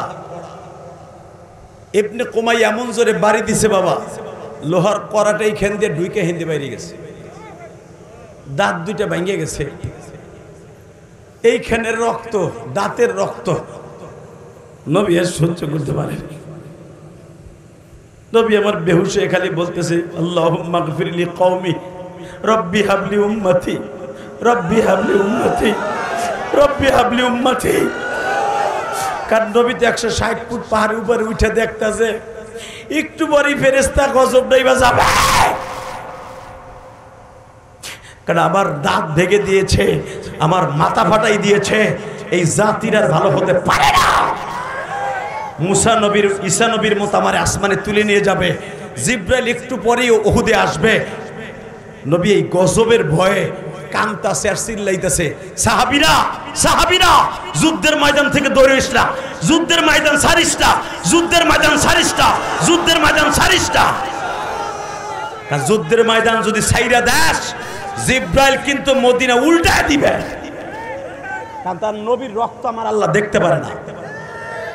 নবীর রক্ত যদি আল্লাহ না দেখতে পারে, আমার ওই নবীর যদি বাংলার জমিনে কোন নাস্তিক গালি দেয়, ওর জায়গায় যমুনা নদীর ভিতরে পাথর চাপা দিয়ে মেরে ফেলবো। রাজি আছো না নাই? কে কে রাজি আছো? এবার আল্লাহকে গলা ফাটাই তাকবীর ধরে দিয়ে দেখায় দাও। লিল্লাহি তাকবীর। আল কোরআনের আলো সংসদে চালো। নারে তাকবীর। আল্লাহ তোমার এই আশেক গুলাকে কবুল করো, আশেক গুলার জীবনের গুনাহ মাফ করে দাও। শুধু আমার দিকে তাকাই থাকবা জামালপুরের মুসলমান। আজকে নভেম্বরের 1 তারিখ, আমার বোঝা হয়ে গেছে জামালপুর সরিষাবাড়ি আশেকে রাসূল এখনো জীবিত আছে। এই জমিনে অন্তত ইসলামের বিরুদ্ধে কথা বলে কেউ পার পাবে না, পাবে না, পাবে না, পাবে না, ইনশাআল্লাহ পাবে না। ইনশাআল্লাহ বলেন। রেডি আছেন তো? নবী চিন্তা করতেছে এখনই তো জিব্রাইল নামবে, আর ফেরেশতারা শাস্তেছে উহুদের মাঠটা সহ পুরা মক্কা মদিনা সহ কওমে লুতের মতো উল্টায় ফেলবে। তার নবীর রক্ত জমিনে পড়েছে। বাজান এবার দিলটা নরম করবা। নবী আমার দেখে ফেললেন জিব্রাইল আয়া পড়ছে। জিবরাইল আসিয়া নবীর কাছে পারমিশন চায়, নবী খালিদ বিন ওলীদের ইকরামারে এখন আমি মেরে ফেলব। আমার নবী বলেন, না রে জিবরাইল না,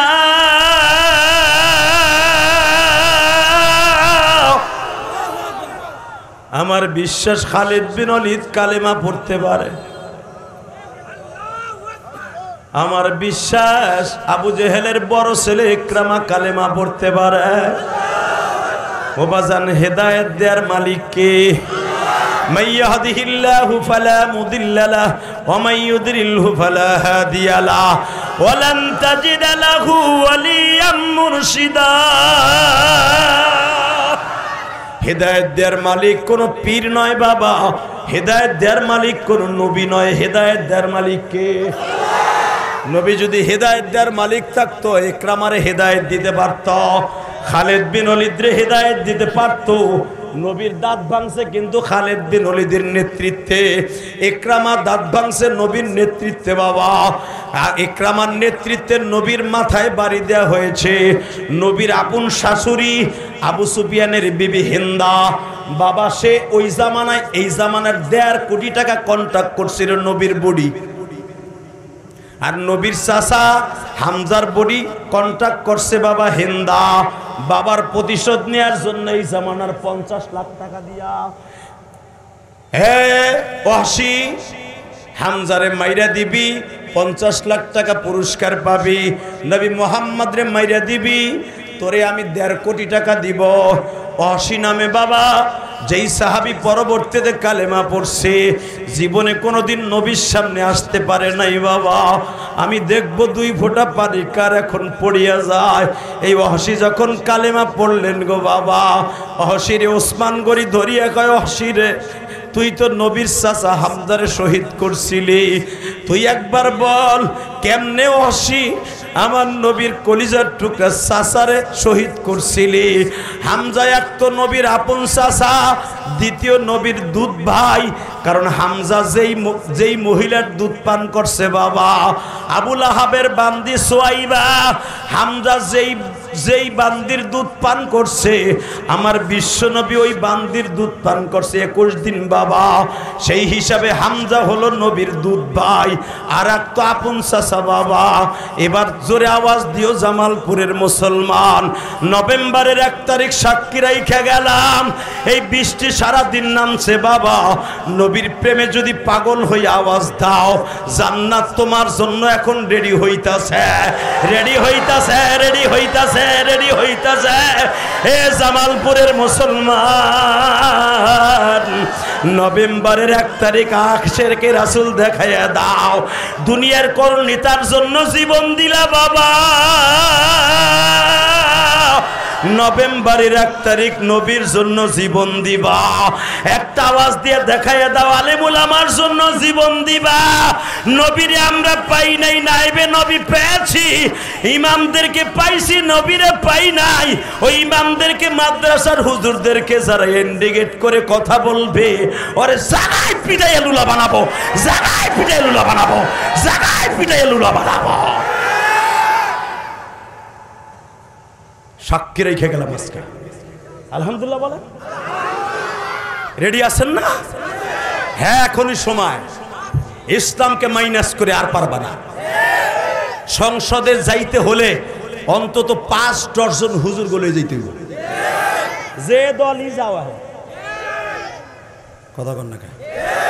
বিএমপি গেল মামুনুল হকরে পকেটে করে নিতে হইবে, জামাতে গেল সরমনা পিসাবরে পকেটে করে নিতে হইবে। হুজুর রাইবার দিয়ে একজন থাকবেই থাকবে, মুমতাজের মতো খাটো সেরিয়ান না। আলহামদুলিল্লাহ। কষ্ট হইতেছে? আর মাত্র 4 মিনিট কথা বলি। সারা রাত বয়ে থাকবেন, সবাই বয়ে থাকবেন, সারা রাত বয়ে থাকবেন। টাটকা মিথ্যা কথা এটা। এই মাইকে সারা রাত ভয় করে রাখবো আমারে? আমার কালকে সেই মাদারীপুর মাহফিল, চলবো কোনটা? ঠিক আছে, এইটাই চলবো, এইটার কন্ট্যাক্ট লিয়ে আইছি, সারা বছর এই রিওয়াজ করবো। শুধু একসাথে বলতে হবে, জমিনের মালিককে, এই আল্লাহ আছে না? আছে? বিশ্বাস হয়? লিল্লাহে তাকবীর, লিল্লাহে তাকবীর। ওয়াসির জিজ্ঞেস করা হইল, তুই যে হামজার কলিজাটা ফাললি, হাতের ললিগুলা কাটলি, হামজার পুরুষ লিঙ্গটা কাইটা হেন্দার ব্যাগে বেরে দিলি, মক্কায় লয়ে গেল, তোর কি একটু মায়া লাগলো না? আমার নবী উহুদের মাঠে 2টা লাশ দেখে কাঁদছে। কয়টা? জোরে কর। ভাই হে পাঞ্জাবি হনো, ও গেলে আমি ওয়াজি করুন না। হনো 2 মিনিট। আল্লাহ যদি আমার কথা না হলে গেছে মনে হয় শেখ বংশের পোলা। আল্লাহ এই যে ভাই আর 2 মিনিট বহ যাইও না, লুঙ্গি উঁচা করে দৌড় দিছি কি তাই দেখো। সর্বময় ক্ষমতার মালিককে আল্লাহ এত সুন্দর সুযোগ করে দিয়েছে বৃষ্টি ছাড়া। ওই আল্লাহ আপনার আমার মাফও করে দিতে পারে। তো ওয়াসিরে জিজ্ঞেস করে, তুই কেমনে কি করলি? কয় ভাই আমি 50,000 টাকা পাইছি, আমি তার বিনিময়ে হামজারে মাইরে দিছি, কিন্তু আমি তো তখন জানোয়ার ছিলাম, আমি তো জানোয়ার ছিলাম, এখন তো আমি আনোয়ার। আমি তো তখন জানোয়ার ছিলাম, এখন আমি ইসলামের ঢুকে আনোয়ার হইছি। তবে একটা কথা বলি ভাই, আমি হামজারে মেরে যেই কষ্ট নবীরে দিছি, এর সাথে 70 গুণ শান্তি আমার নবীরে দিব। তার জ্বলন্ত প্রমাণ আমি দিয়ে দেই। ও হাসি নবী যখন বললেন মুসাইলামা বিন কাযযাবরে কে মাইরা দিতে পারে, কারণ সে মিথ্যা নবী দাবি করছে, মির্জা গোলাম মোহাম্মদ কাদিয়ানির মতো। সে নবীর জীবদ্দশাই সে বলে নবী মোহাম্মদ মরার টাইম হয়ে গেছে, নবুয়তি আমারে দিয়ে গেছে। তখন আমার নবী বলছিল মুসাইলামা বিন কাযযাবরে কে মাইরা দিতে পারে, তখন ও হাসি বলছিল আমি পারবো। লিল্লাহে তাকবীর। নবীর জীবদ্দশায় নবীর ওয়াদা করেছিল নবী আমি পারবো, কিন্তু অহসির সবচেয়ে বড় দুর্ভাগ্য, নবীর জীবিত অবস্থায় পারে নাই অহসি মুসাইলামা বিন কাযযাবরে হত্যা করতে। নবী ইন্তেকালের 13 দিনের মাথায় পারছে। বাজানরে মাথাটা নিয়ে নবীর রওজার পাশে দাঁড়ায় বলে, নবী আপনি না চাচারে মারার কারণে কষ্ট পাইছিলেন, মুসাইলামা বিন কাযযাবরে মাইরা দিতে পারলে আপনি আনন্দ পাবেন। নবী এই দেখেন মাইরা দিছি, আপনি তো হায়াতুন নবী, আপনি তো কবরে বইয়া সব দেখতেছেন নবী। এই যে লন বেঈমানরা আমি মারছি, নবী আমার স্বপ্নে মুসাইলামা বিন কাযযাবের শয়তানের এই বডি দেখা নবী স্বপ্নের ভিতরে অসিরে বলে, অসিরে তুই আমারে খুশি করে দিছ, আল্লাহ তোর জান্নাত থেকে খুশি করে দিবে। তাহলে বাজান কাদিয়ানিকে যদি মাইরা দিতে পারি, নবী খুশি হবে না বেজার হবে? কাদিয়ানির গোষ্ঠীর বগের মতো টাইনে টাইনে ছিড়ব। যদি আর একটা বার আমার নবীরে গালি দেয়, অগো একটা বই আছে বাবা, মির্জা গোলাম মোহাম্মদ শেষ নবী, এই বইটার মধ্যে পাবেন আমার নবীরে 380 পৃষ্ঠায় গালি দিয়ে কয় নবী মোহাম্মদ চরিত্রহীন। নবী মোহাম্মদ এমনই চরিত্রহীন, এই জন্য 13টা বিয়ে করছে। মির্জা গোলাম মোহাম্মদ কাদিয়ানি জীবনে একটা বিবাহ করছে। দেখো কত চরিত্রওয়ালা নবী মির্জা গোলাম মোহাম্মদ কাদিয়ানি। আর মোহাম্মদ নারী নবী ছিল, এই জন্য সে 13টা বিয়ে করছে। বেঈমানের বাচ্চারে কুত্তার মতো কোবাইয়া মাইরা ফেলতাম যদি বাইসা থাকতে, যদি বাইসা থাকতে, বাইসা থাকতে। আমার আলেম ভাইরা রেডি হন, গোলাম মোহাম্মদ কাদিয়ানির বিরুদ্ধে সমাবেশ হবে। এখান থেকে নিজের ভাড়া দিয়ে যাব সরওয়ার দুর্দারে। রাজি আছেন না আপনারা? দেখা যাবে চান্দুরা। এইবার চাচা ইনুস যদি না হনে, হাসিনা হনে নাই, ওর ভোট কমবে। আর ইনুসের তো ভোটের দরকার নাই, হে তো কয়েকদিনের লেগে আইছে। এই দীপ্তকাণ্ড আওয়াজ শুনতে চাই, আপনার তো ভোটের দরকার নাই, ভোট কমুক বাড়ুক, আপনি খালি আমাগো আলেমদের ভোট নিয়ে বলে দিলাম মির্জা গোলাম মোহাম্মদ কাদিয়ানির গোষ্ঠীর কাবের ভতোয়া দিয়ে যান, আপনারা সুমা দিন। এবং আপনি যতই সুদ খাইয়া থাকেন, যা কিছু করে থাকেন, সব মাটি দিন। একটা হুজুর জান্নাতে গেলে আপনারা পকেটে করে নেওয়ার কথা কমু আমরা। কতক্ষণ না জোরে চাচা রাজি আছেন না? ইনশাল্লাহ বলেন লিল্লাহে তাকবীর, লিল্লাহে তাকবীর। বাজান আমার নবীর চাইতে চরিত্রবান কেউ আছে? তো 2টা মিনিট আমার দিক তাকাইয়া চোখের পানিটা লেবুর রসের মতো ছাইরা দিবেন। আহারে নবীর দাঁতটা ভেঙে গেল। 3 দিন পরে নবী মদিনায় আইছে, যেই খুঁটিটার নিচে বইয়া আমার নবী একটু জিরাইতেছিলেন মসজিদে নববীর, ওই সাইডটা খুঁটি এক জায়গায় লাগানো আছে দেখবেন। এটা হাজিরা চিনে না, আমরা চিনি, আমরা জানি। সাইডটা খুঁটি এক জায়গায় লাগানো। আমার নবী 4 হাত পা সাইড দিকে এইভাবে দিয়ে অসুস্থ শরীর লইয়ে ভারমের মুখের মতো পড়ে রয়েছে। মনে হয়েছে আমার নবীর গায়ে 1 ফোঁটা শক্তিও নাই। যে আবার দয়ার নবী রাস্তা দিয়ে হাঁটলে মনে হইতো বুখারীতে আসছে কিতাবুল বাগাজি, সবাইলে তিরমিজি দেখবেন নবী রাস্তা দিয়ে হাঁটলে মনে হইতো পৃথিবীর শ্রেষ্ঠ বাদশা যায়।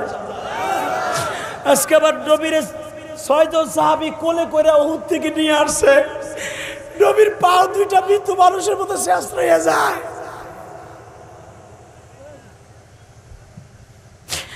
বাজারে হযরত আবু বকর নবীর এই বগলে হাত দিয়ে বইয়া রইছে, হযরত আলী এইভাবে নবীর পিঠের সাথে আঁটু 2টা লাগাইয়া নবীর সোজা করে বহাইছে।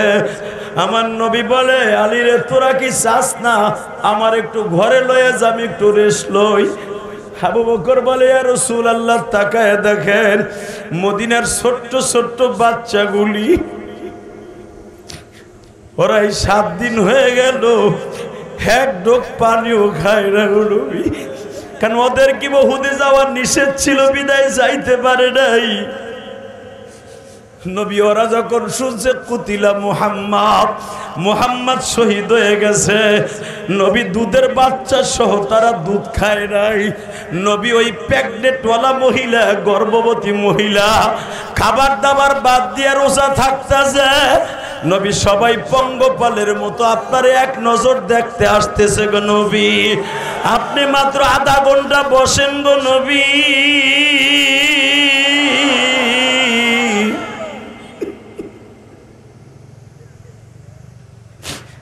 আপনারা আশেকের বান্দা বান্দিরা 20 মাইল 25 মাইল থেকে তারা পায়ে হেঁটে আসতেছে। আমার নবী শহীদ নাই, নবী বাইজা আছে গো মায়ার নবী। বাজারে এখন আমি দেখব নবীর প্রেমিক কয়জন আছে। মাত্র 9 বছরে একটা বাচ্চা বাবা আমার নবীর সামনে আসিয়া কয়, নবীজি তোমার বলে দাঁত ভেঙে গেছে। বুখারীতে এই সাহাবীর নাম আসছে উসাইর বিন মালিক গো বাবা। 9 বছরে বাচ্চাটা নবীরে জিজ্ঞাসা করে, দেহি আপনার বলে দাঁত ভেঙে গেছে। নবীর গালটা তখন ব্যান্ডেজ করা বাবা।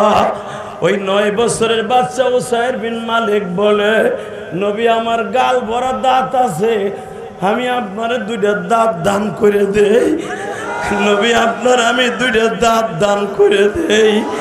নবী আমার উসাইর বিন মালিকরে অসুস্থ শরীর লইয়া কোলে বসিয়া বাবা এই ব্যান্ডেজ করা গাল লইয়া 2টা চুমা দিয়ে কয়, তুমি যে আমারে দাঁত দিতে চাইছো, কিয়ামতের মাঠে আমার যত আশেক আছে তাদের গাড়িতে তুমি সাঁটাতে যাইবা, তাদের গাড়িতে সাঁটাতে যাইবা।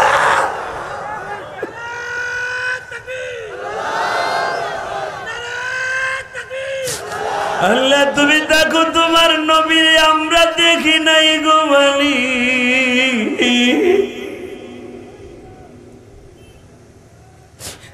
তোমার নবী উহুদ থেকে আসার পরে কোনোদিন গোশত চাবাইয়া খাইতে পারে নাই। আল্লাহ মা আয়েশা যখন গোশত পাকায়া দিতেন, নবী আমার গোশত দাঁত সামনে চাপ দিয়া গালটা ধরে বসে থাকতো বাবা। মা আয়েশা মনে মনে ভাবতেন, মনে হয় তরকারিতে ঝাল হয়ে গেছে অথবা তরকারির গোশত সেদ্ধ হয় নাই। মা আয়েশা দৌড়ে আয়েশা বলতেন, নবীজি মনে হয় আপনার কষ্ট হইতেছে। আয়েশা গোশত সেদ্ধ হয়েছে ঠিকই, ঝালও হয় নাই আয়েশা, কিন্তু উহুদের মাঠের ভাঙা দাঁত 2টা মানে খাইতে দেয়।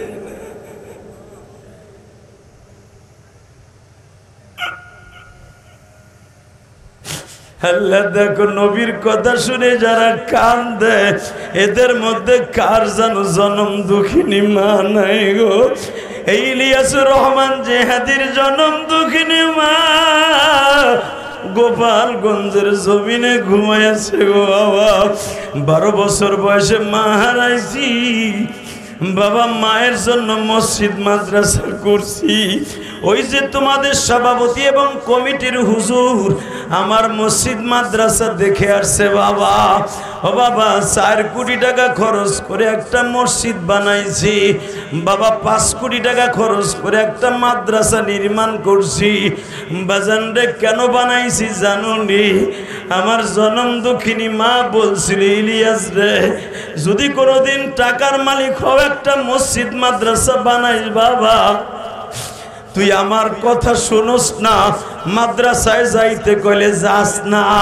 ইলিয়াস রে গোপালগঞ্জের ভাষায় বলে গেলাম, মাদ্রাসায় যেতে বললে যাস না। তোরে আমি কথা ডাইনে বললে বামে যাস। তুই মাদ্রাসায় যাস না বিদায় তোর আব্বা আমারে মারে, তোর আব্বা আমারে বকাবাজি করে। তোর ছেলে মাদ্রাসায় যায় না কেন? তুই তারে খাওয়াস, তুই খাওয়াস দেখাও বাইতে থাকে। তুই আমার এত জ্বালান জ্বালাস ইলিয়াস। আমি তোরে রাইখা অনেক দূরে চলে যাব, আর কোনোদিন আমারে তালাশ করে পাবি না।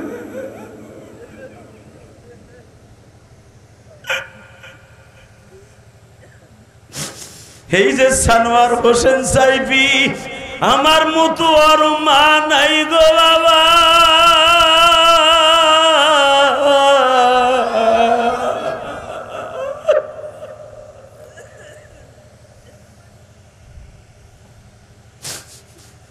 আমার মা আমারে অনেকবার বলছিল ইলিয়াস রে তুই আমারে এত জ্বালাস, এত কষ্ট দেস, আমি তোরে রাইখে অনেক দূরে চলে যাব, তখন আর তোর বাপে আর তুই আমারে পাবি না।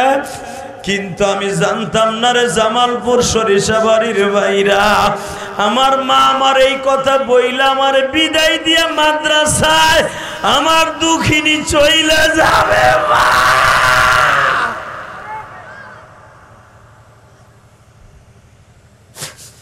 মা তুমি আমার এইভাবে ফেলাইয়া চইলা যাওয়া আমি ইলিয়াসুর রহমান জেহাদি ভাবতেও পারি নাই। আল্লাহ আমার মতো যাদের মা নাই গো, কত হুজুর এখানে কান্দাছে, আমার তালবে আলিম বাবাজিরা কান্দে, কত মসজিদের প্রিন্সিপালরা কান্দে।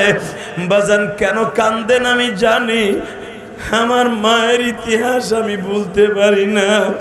আমার মা আমারে বিদায় দেওয়ার সময় বলছিল, বাবা তুই আমারে কষ্ট দিছর, তোরে রাইখা অনেক দূরে চলে যাবো, যদি আমি মারা যাই। বাবা আমার মা কান্নার রাস্তা দেখাইয়া কবরে চলে গেছে।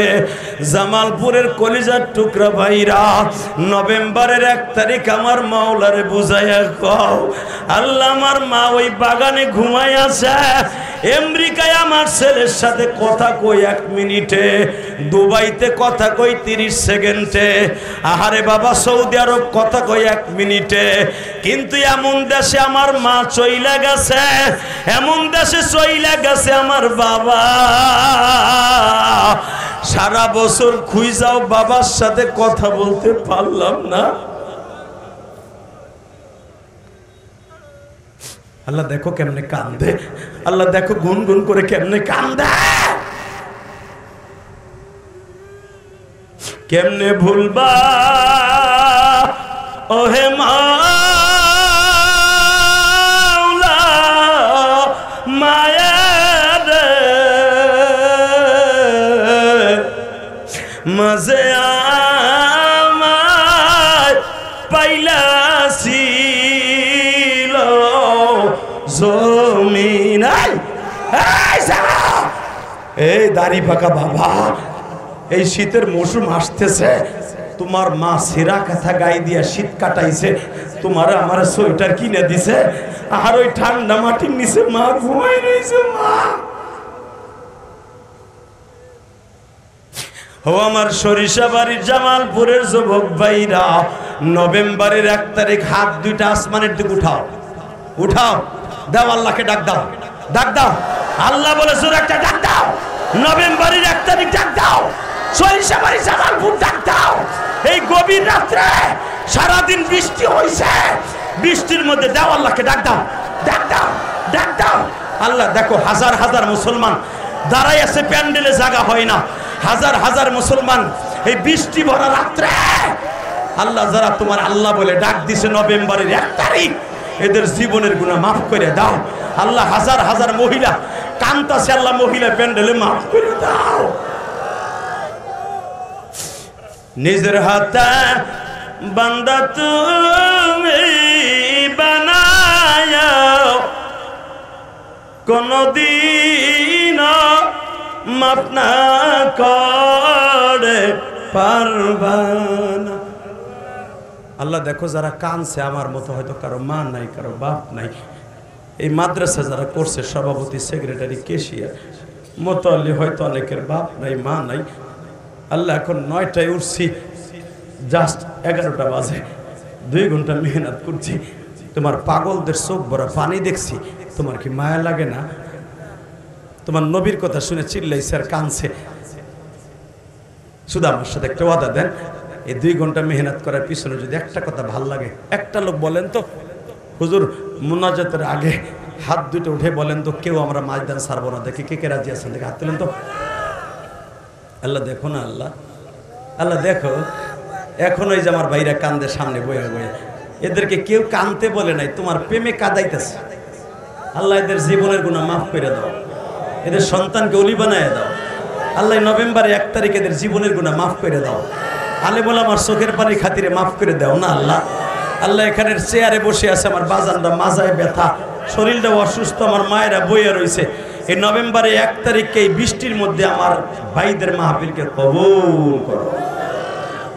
নামান হাত উঠাইছেন, কেউ ময়দান ছেড়ে যাবেন না ইনশাআল্লাহ।